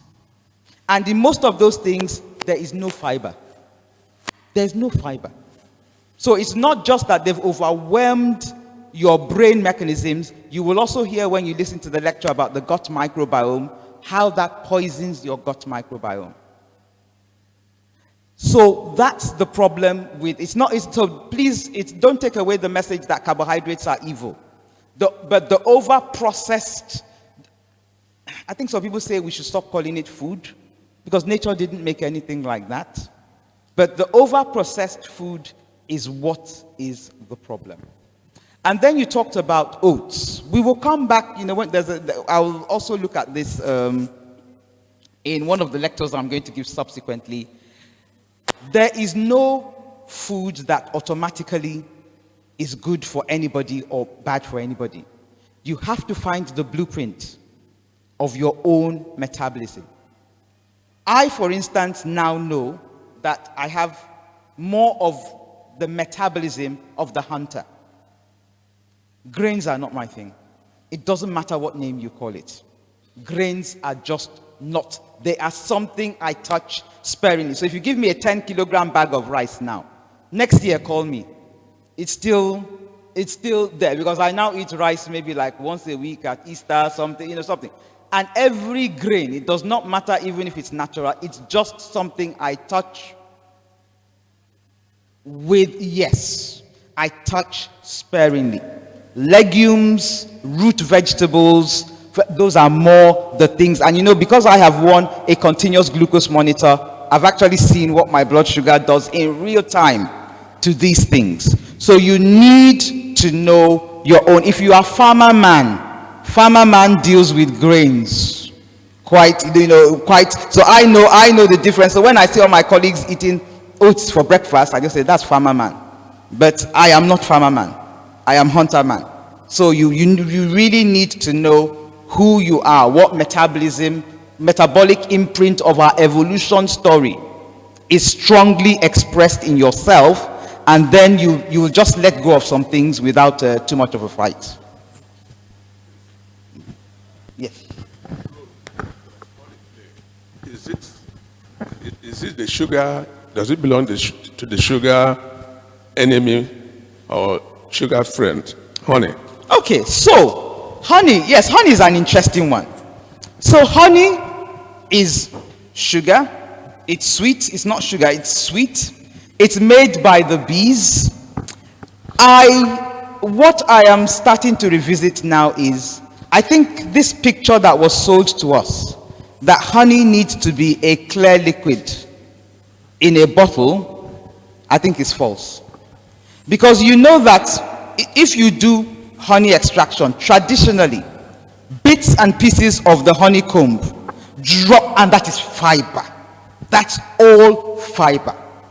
But again, they came and decided that there should be no particles in the honey, which I've lost a lot of interest in that. I'm now looking for honey with a bit of the comb in it. I think, I'm not saying I've seen this, I think that's the way we were meant to eat honey, not to separate the liquid from both the comb and the bits and all, and sometimes even the bits of the bees that fall into it. All of it, yes, all of it is part of it. But now they've sold to us that, this pristine, this pristine picture of honey. And it's very difficult to get away from that picture, that this is how so again, it's that separation between the fiber and the sweet, as opposed to how nature, look at how much energy you have to put to extract the sweet from the fiber that it comes with. So I don't know if that answers your question. I'm sorry, I'm an old man trying to clarify things. Dr. Dedamos and the blood group and food. What do you say about that? That's almost like taking can we come back to this question when I give the lecture, the later lecture in the day? Yes. Thank you. My question is, I've seen individuals that were told they were pre-diabetic, and they went on some 3-6 months carnivorous diet, some just vegetable diet.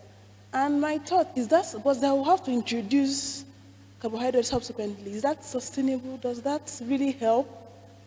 Okay, so she's asked a question about the carnivore diet. I don't know how many of you know about the carnivore diet. I don't just know about the carnivore diet. I've tried it. You know me, I use myself as experiment for just around about anything, as long as I know it won't kill me. So, what the carnivore diet is a diet where you go for periods of time and you're just eating high levels of protein. So, animal protein, in fact, you start with animal protein. So, the main stay of the carnivore diet is animal protein. You've used a correct word there. I can say categorically that it was not sustainable for me, because my bowel needs a lot of fiber. And the thing with when you start eating huge amounts of animal protein, you struggle to find fiber. There's just no fiber in there, and then you're having to add it in some artificial way. So I struggled with that, the lack of fiber in that diet. But I am also not unaware that there are people who have actually cured themselves of disease states by going on a carnivore diet. That is it's a reality, and that people have had to come away completely from carbohydrates in order to literally cure themselves of a state in which it was looking like medically we didn't know what to do with them anymore. One cannot ignore those stories. I am now starting to ask myself the question that we talk about those who've retained more of the imprint of the hunter and those of the farmer, and there's all kinds of shades in between. Is it possible that some people have actually retained more of the imprint of even that stage of evolution that came before the hunter? Now, what will happen with those kind of people in the modern day world is that they will be poisoned more rapidly by the over-processed carbohydrates. And that may be why for a while, the only thing that seemed to work was to just completely take them off all this over, because largely when you say people came away from carbohydrates, if you go into their diet, you'll find it's a lot of the ultra processed food. Yes, some people are more sensitive, and as I said, you know, as a hunter, I'm now aware that the modern world is, in terms of food, is more against me than the farmer man. And if you're a hunter, you need to also bear that in mind. Yes. So I think some people have more levels of sensitivity to these things than, but on a long, I mean, this is, if the people from the carnivore community hear me say this, they will all come for me, because they're a very passionate community of people who've decided, what happened with those people is they cured themselves of an illness and then decided they were going to eat like this for the rest of their lives. I don't know that that's sustainable. I certainly would not advocate it. I've not found that sustainable. For short periods of time, yes, I can, because again, I find that when I'm in a ketotic state, and I will talk about that later on, my mental focus is sharp. And that's something that sometimes you use the carnivore diet to get yourself into a state of ketosis. But it's not something that I stay on for long periods, no.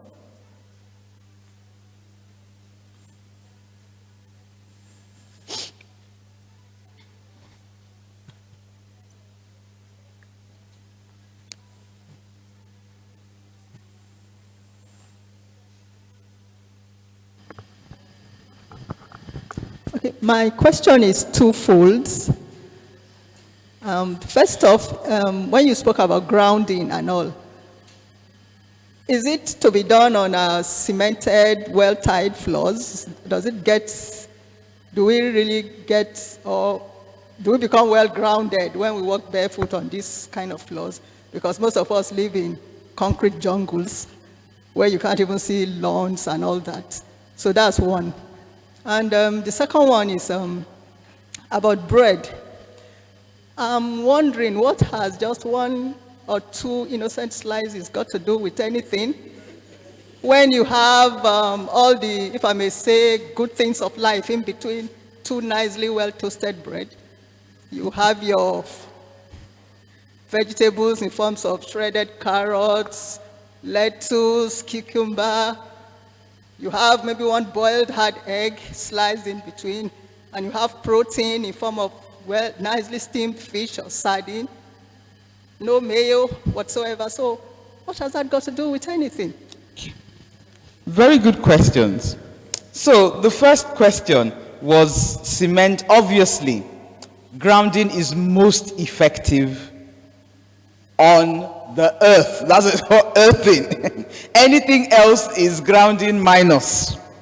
Now, the advice that people are being given is, if you own your own home, use natural materials, or even if you're not going to use it because of expense throughout the house, let there be at least one room, in one communal room. You know, some people choose the kitchen, some people choose the conservatory, one communal room where the materials are natural materials, and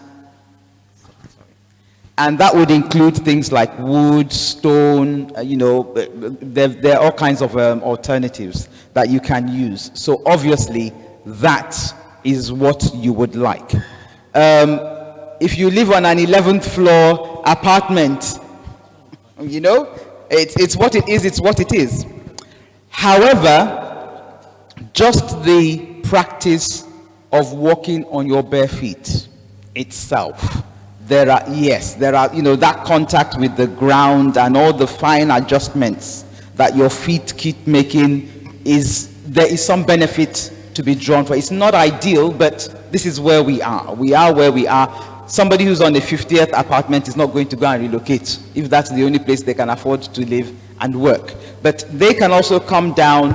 There are parks. If you live in a neighborhood where there are parks, people can go to parks and throw off their shoes and walk barefooted. People can come down if they have a little garden and can walk around barefooted. So those are the there are, if you seek, I think you will find some kind of opportunity to again, just, make contact with Mother Earth. The second question you asked was about 2 slices of bread and all sorts of goodies in between. Again, man, know thyself. I can tell you that my blood will find where I've done this all kinds of ways. My blood will find it. So that's hunter man.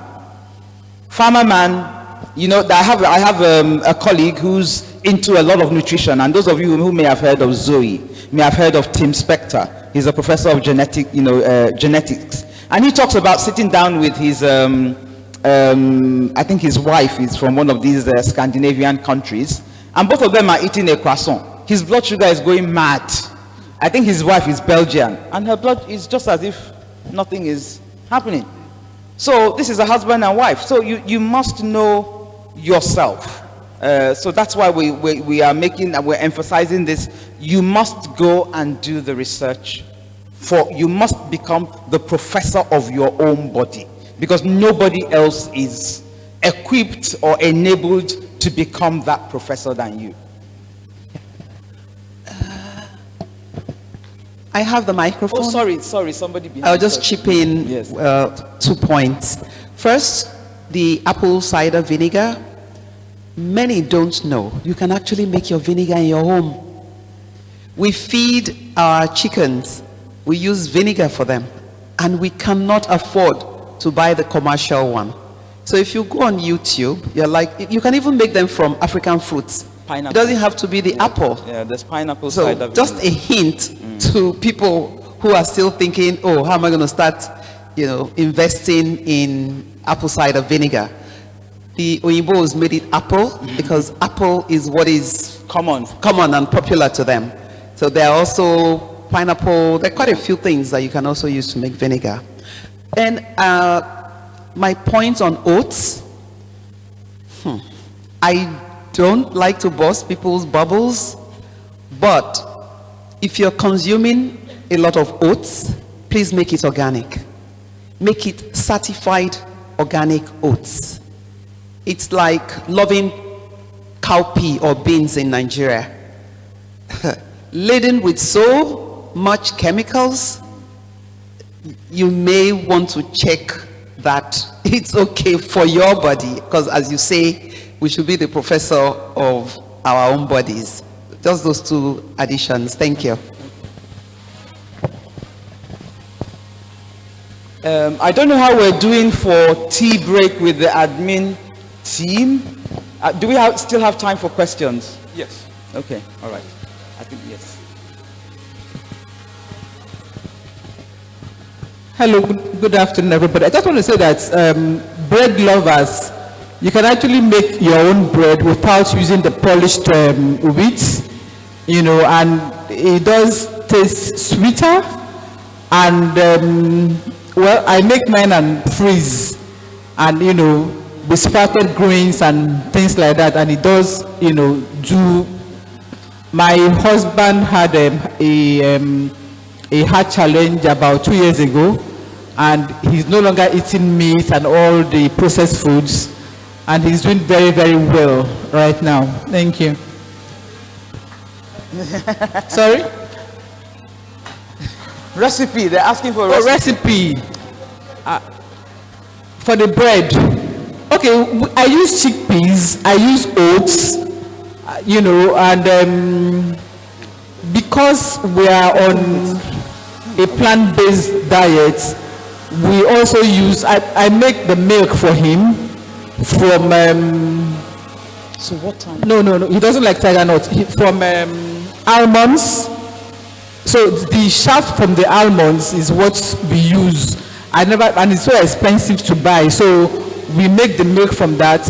I like cashew milk, so I make cashew milk for myself, for my oats and other cereals and then of course the granolas and things, we can actually make them without resorting to the processed ones.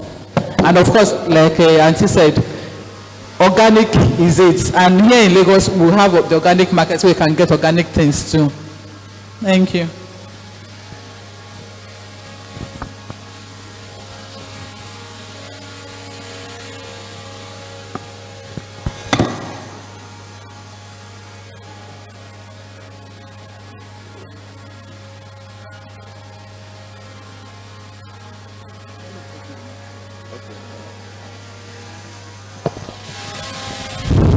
So there's a slight amendment in the program. So apologies, we're going to have another lecture, but before we get to that, because I think it'll take 30 minutes before refreshments are ready. So before we get there, can we get everybody to stand up, please? You know, we like movement.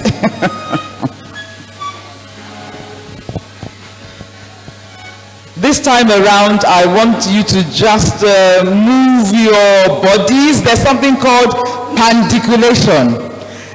Pandiculation is based on the knowledge, you know, now we teach that the connective tissue in your body is an organ in its own right. That's not what I was taught in medical school. But that connective tissue likes to be stretched. So I want you to just listen to your body and feel where you want the stretching. If I had been sitting as long as you, I know where the stretch will be needed. I've told you about my knees. I would be needing to do this now. So move around, please. Let's get our bodies moving before I inflict another lecture on you.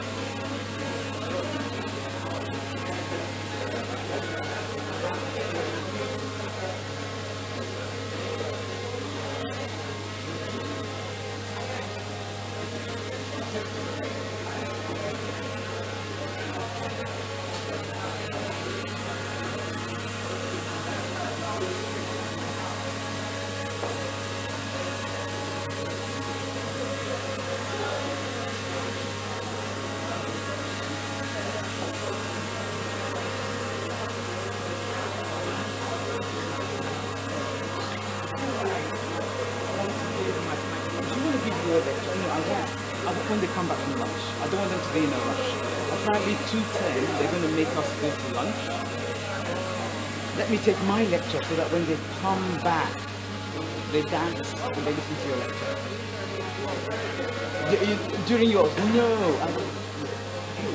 No, I don't think, what I will make them do, they won't. Okay, all right, so hang on. Okay, yes. All right, everybody, can I call the house back to order? All right, everybody, can we have you back to your seats, please?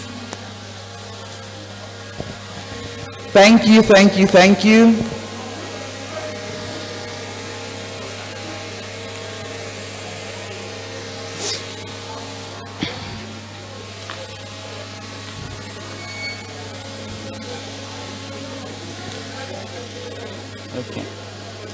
All right, can I have you all back to your seats? And can we have the timer up? Because I really want to keep to time. This one.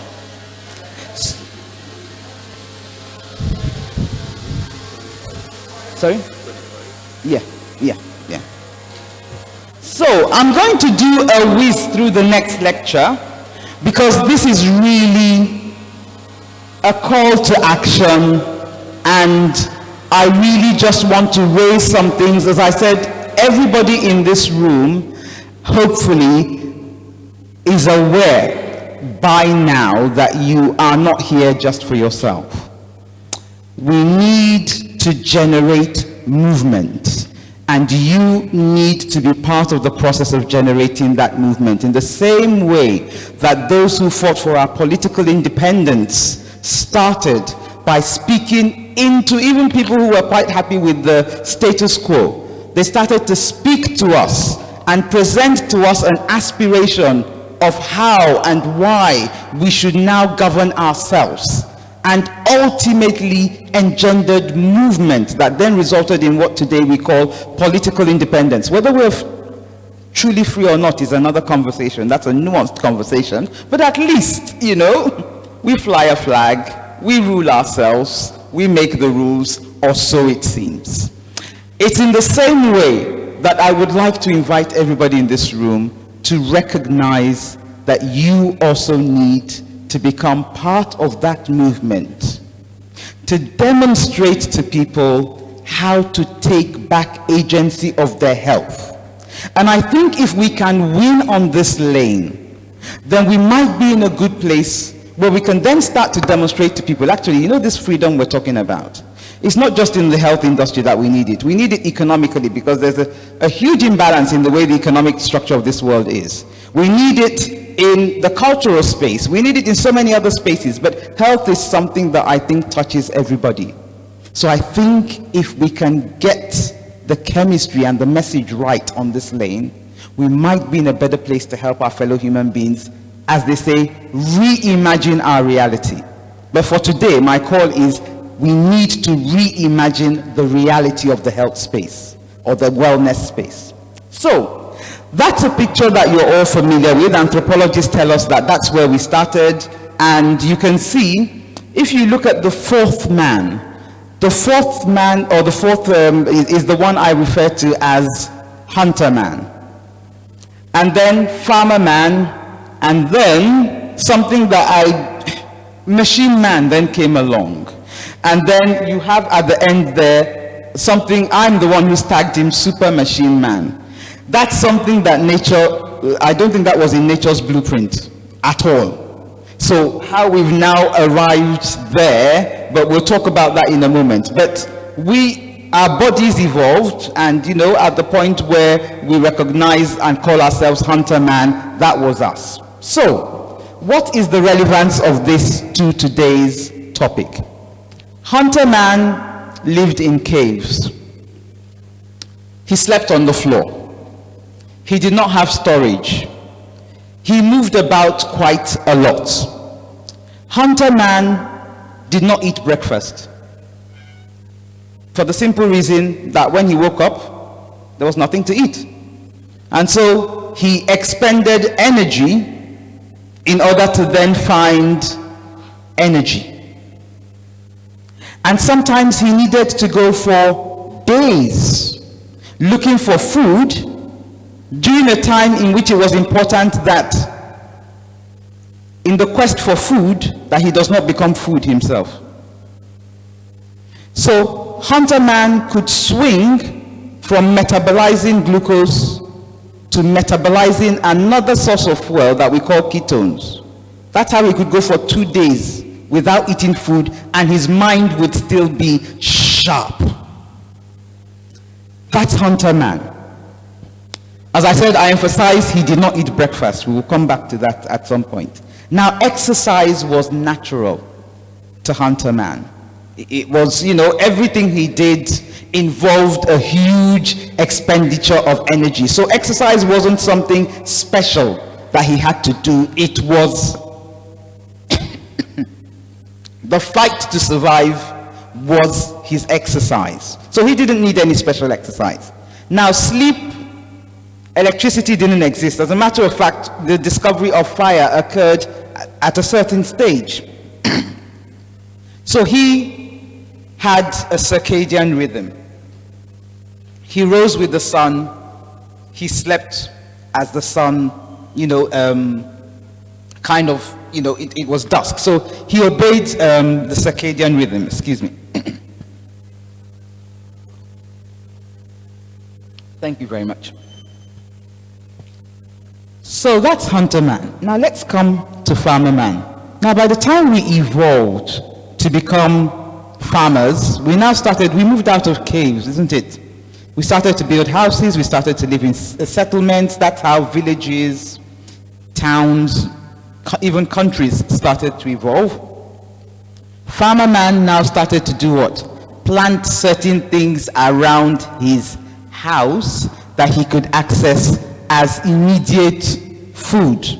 So unlike hunter man, he didn't always have to travel to find food. There were now things that were around. Because he was living in homes, he started to have storage. By this point in time, we had discovered fire, so we could now dry things, we could roast things, we could ferment things. There were all kinds of processes that enabled food to be stored. So farmer man started eating breakfast. And in terms of exercise, he was still a very active person, because these are people that built their houses themselves. They they grew all their food themselves. Occasionally, if you wanted something else, then you would take what you had grown and then travel a certain distance and exchange it for something that you then wanted. But it was all, there was a whole lot of being hands-on with what he did. And then sleep, again, he was still largely driven by the rhythm of the sun, but because they had discovered fire, you could now light up the inside of your house, and sometimes you could push the night, but just a little bit. You couldn't push it too much. And then along came machine man, and that's when it all started to go in different directions. Because what then happened? We now had dwellings that were now 100 stories tall, because we had all these machines, and we could, build all the way up. The materials, we now had all kinds of materials that were no longer natural materials. So even the houses, the shapes of the houses, the constituents of the houses started to look different. Diet, it was with the machines. Then we started to tinker with food in a way which we had never tinkered with food before. And we then went from tinkering, which was still, in a manner of speaking, within the remits of man to tinker with, and then we started to then push the boundaries.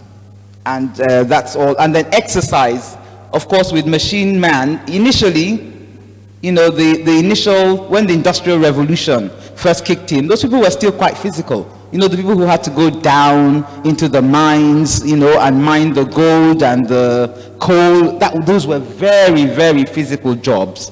But more and more, we started to find ways of coming away from those jobs, and the jobs, there was less and less physical engagement, such that exercise now became something that you had to specially go and do, find time for. Sleep, of course, by the era of machine man, the industrialized man, we had invented the electric bulb and electricity, and so all of a sudden the city that never sleeps became a thing. A city that doesn't sleep is sick. No, it should be told to the mayors or other. A city that doesn't sleep is sick. Because human beings who can't sleep are sick people. And they come to us looking for answers, solutions to that sickness. You all saw where the deprivation of sleep led Michael Jackson. Sleep deprivation is not a walk in the park. So when people say our city never sleeps, it's not a compliment. It's not a compliment, and I think that needs to be stressed. Now, I would like you to look at this picture. Now, these pictures are taken from 3 different Olympics. This is the lineup of the 100-meter men finals. 3 different Olympics, 2024, 2021, which was meant to be the 2020, and 2016. I don't know if anybody notices a common theme there. Speak up, speak up. It's not just that they are black. They are all West Africans. I want that to make an impression of you. No matter what flag they are flying, they are of West African ancestry. If you do this exercise, the last 20 years of the Olympics, it's the same. That everybody who is on that final, even this one flying an Italian flag, is a West African. If you trace his ancestry, yes, they live in Italy now, but his ancestors came from West Africa. Now, I want to show you another picture. These are the females. What do you notice? Exactly the same thing. If you do the 200 meters, it's the same. I don't know if any of you have had cause to think about it. The 100-meter, 200-meter race is what? It's the hunter race. The hunter does not run for 5,000 miles. No. It's the race to catch food and not become food is a 100-meter, 200-meter dash. You run for short distances and then you stop. The animal runs for short distances and then it stops. You run for short distances and then it stops. It's the hunter race. I therefore think that the majority of West African people have retained the ancestry and the metabolism of the hunter. I don't have that as a fact, and that's where I was going to come to when somebody asked the question about blood groups. We will come back to that probably during question time, but I think that and therefore these are the people who are more likely to fall in a heap when you present them with over-processed foods, which is why you go to America. Who is at the bottom of the health outcomes leaderboard? African Americans. You come to the UK, where I work, the borough in which I work. Who is at the bottom of the leaderboard of health by health outcomes? Even within a free at point of contact healthcare system, it's the black race. And there have been all these conversations about what is causing these health inequalities. That's the technical term for it. What is causing these health inequalities? And parliamentarians and all kinds of people are deliberating. And to me, I don't know. The modern world is so far flung from what the environment in which the hunter thrived, that the hunter is the one that this is most against. It's not in favor of the farmer either, but the hunter is the one who is most disadvantaged. And I can tell that story from my personal journey to find, as I said, to go from a sugarholic to a point of health, from an obese teenager to a point of health. If people are like me, and I think a decent number of West Africans are, we really need, you will then not be surprised that within 40 years, as I say, when I was a medical student, it was very rare to find somebody who had both type 2 diabetes and hypertension. In fact, as we used to say joking in those days, then curse you, now only you waka come, how can you have 2 chronic diseases? Only you. Please tell me what is happening now. The diabetic clinics are overflowing. The hypertension clinics are overflowing. I think that ancestry is part, people need to understand what their metabolic imprint is and then fight for their right to not just survive, but to thrive. So, The key to metabolic happiness is being in alignment with nature. Again, if you think of the primitive hunter man, he ate his food what? Whole, raw when it could, minimally processed, and this is why he ate little or no grains. This is the hunter man, and I want to emphasize that. And it's also important to recognize that between hunter and farmer, there's also a spectrum.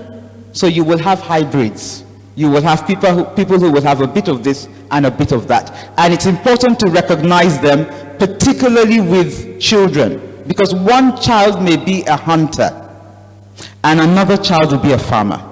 So that child who gets up and you're trying to tell them breakfast is the most important meal of the day, and they're going, okay, I don't want to eat, I'm not hungry. You may want to listen to that child. That may be a hunter just telling you, I have to expend energy before I then need energy. I don't get up and start eating. My body feels like there's something wrong with that. But if you don't listen to the child, you then make of them, you need to eat. I know the struggle I had to escape from my mother's clutches, to then realize when I had gotten to an age when I could now not do what she had told me to do. And that was when I suddenly started realizing that I didn't want to eat breakfast. I actually did not. Yes, somewhere around the first break time, which was around 10:30, 11, I will start feeling the first, the first pangs of hunger, but not at 7 a.m. And so many of you would also have heard about intermittent fasting. The people who thrive on intermittent fasting are the hunters. There are people who will tell you that there's no way they cannot eat breakfast. But the hunters are the people who tell you, wow, finally I've been liberated from eating breakfast. My brain feels great. It's, for me, once somebody says that to me, I kind of like, okay, you're telling me you're a hunter. So again, you go to places. When I go on holidays, I go to conferences, I go on cruises. This is what the breakfast table looks like. So you can see why the hunter does not speak to the hunter at all. But these are the things that are on display. And I particularly put bread there, and this favorite, this food that has become so popular in Nigeria. I know since I started this conference, out of curiosity, I've asked mothers whether they know what noodles come from, and I've heard all kinds of answers.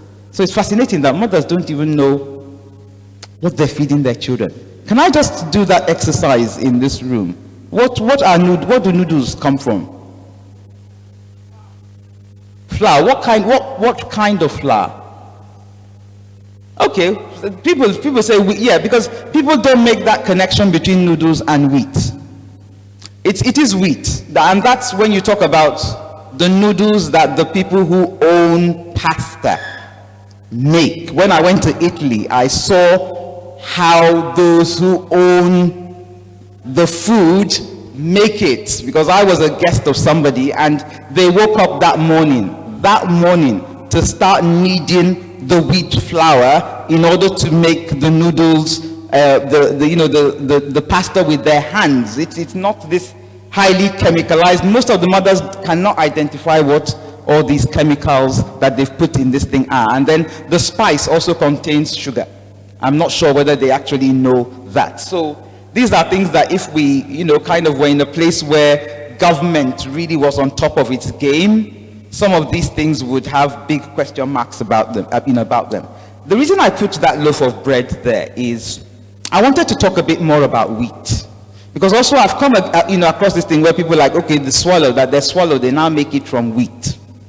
Now, to start with, I think I can say with some degree of certainty that southern Nigeria, I don't see any evidence that wheat is ancestral to us, because we can't find a word for it. Igbos don't have a word for wheat. And I don't think the Yorubas, I've asked a number of Yorubas about wheat, whether they actually have a name for it. And usually when there is not a name, it's your ancestors already telling you that they didn't have an experience of growing or in this thing. It was brought, we just call it wheat. That's what we call it. Now, for the people who ancestrally had wheat, it's also important to know that the wheat that we are dealing with now is not the wheat that their ancestors ate. Europeans have explained to me that when they were children, the wheat that used to grow on their farms was like 6 feet tall. The wheat that they're shipping to us now is a hybrid form of wheat, whereas the 6-foot wheat had 14 chromosomes. This hybrid wheat, which was manufactured in a lab, it was funded, it was done with supposedly good intentions. After the Second World War, there was a deficit, there was a problem of hunger in America. There was a calorie deficit in America and Europe. The Americans, with some of these foundations, funded this research to address a calorie deficiency within their countries. And so they came up with this hybrid wheat, which has 42 chromosomes. So 3 times the number of chromosomes that nature thought fit to put in wheat. It comes to fruition much quicker, but that's not even my worry. That's not my worry.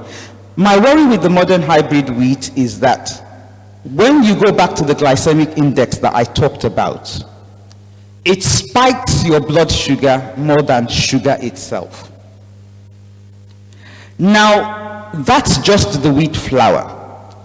You of course know that in this part of the world, particularly those of us of West African ancestry, what we call bread is not, I was educated by Europeans, and when I talk about Europeans, I talk about those who are like 3rd generation bakers. So father was a baker, grandfather was a baker, so they have baked for centuries. And they said to me, bread is a food that's made of wheat flour, yeast, water, and salt. And as a typical Nigerian, I was like, there's something remaining now. Sugar. I said, no. Once you add sugar, it's no longer bread, it's cake. That was a mind-blowing moment for me, because I could now understand why I could never lose the weight as a teenager. That was cake. I was eating cake, and I was one of those people who could eat bread 3 times a day. Yeah, I remember one of my roommates. Yeah, one of my roommates was always on my case. She was like, you have to make sure oil touches your mouth every day. She would say it in Igbo, because I eat bread for breakfast, I'd eat bread for lunch. I was quite happy to eat bread for dinner.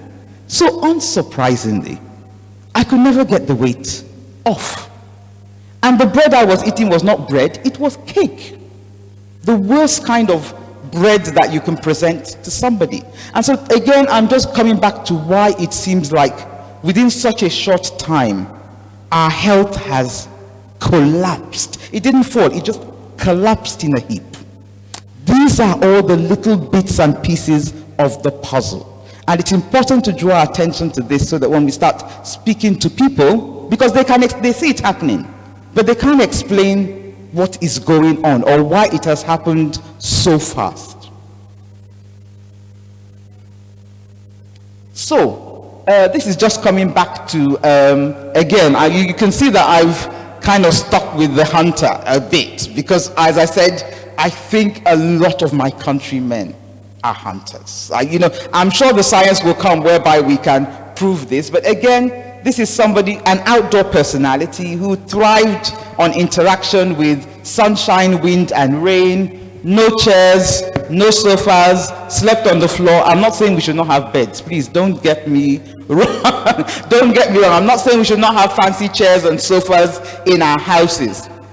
But as long as you know the limitations of these things, and perhaps in the course of today, I will be demonstrating some of the things that I've learned to do in order to resist the temptation to sit in a chair and just keep the muscles that need to be active active.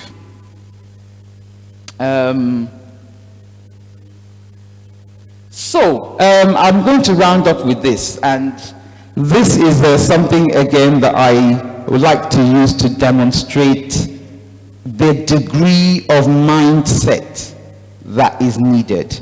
I'm sure everybody knows what this is. Can I just ask what that is? Right, okay, can I just ask you, when you close your eyes and you think cocoa, if I said to you cocoa, what pictures come to your mind? Chocolate, Bonvita, Milo? Okay, all right. I find this really fascinating because this is a crop that thrives in southern West Africa. It's something that was there. It's ancestral to us. And yet, in this century, when we close our eyes and we think cocoa, we're thinking of what? Chocolate, Bonvita, Milo. Chocolate is a European invention. Bonvita and Milo are European inventions. So please, can we ask ourselves the question, 1,000, 2,000 years ago, what were our ancestors doing with this plant that is in southern Nigeria, is so abundant, and therefore nature put it there for a reason? What were they doing with it before the Europeans came? It's fascinating. You go to Belgium, you go to Switzerland, where they make the best chocolates. A cocoa tree cannot grow there. It does not matter. Even with all the science and the technology, they cannot grow one cocoa tree there. How have they come and therefore owned the narrative of cocoa over the children whom nature gave the gift? Is that not a conundrum? This is our birthright. Somebody else has owned the story. It's one of those things that there are many examples, but this is probably because the chocolate industry, you're talking billions of dollars. We're not, look, we are West Africans. We're generous. We share. We're happy for them to keep making their chocolate. We share. That's the way we've always been. But that the narrative of why nature gifted us this has to be brought back to that reason. You now have European scientists lecturing us that cocoa is a health drink. In fact, the most prominent person I saw talking about it was a European. And cocoa is bitter. I don't know how many of you know that cocoa is very bitter. That's why Europeans had to add the amount of sugar that has to be added to cocoa to now make it a confectionery. The human body did not evolve and is not equipped to handle that amount of sugar. But that's a failing on our part, because this is our thing. Somebody else is now busy telling the story. So we need to reclaim the narrative of cocoa. Cocoa is a bitter health drink. That's what our ancestors used it for. And there are obviously benefits to the body in drinking bitter things. That's why we were gifted this. We can allow them some part of it to keep making their chocolate. We're generous.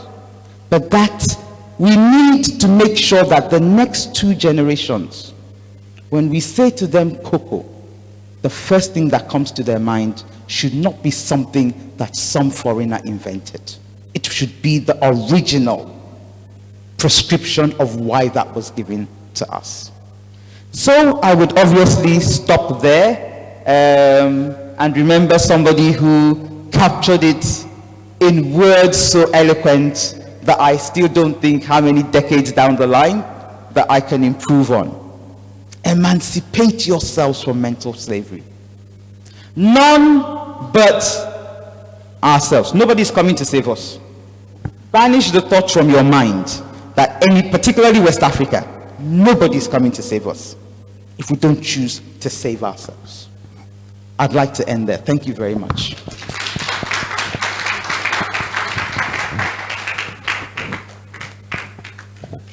Okay, it's time for a break, but the location is downstairs, so the admin will show us the place. Erio, I'm sure many of us know her. She will show us.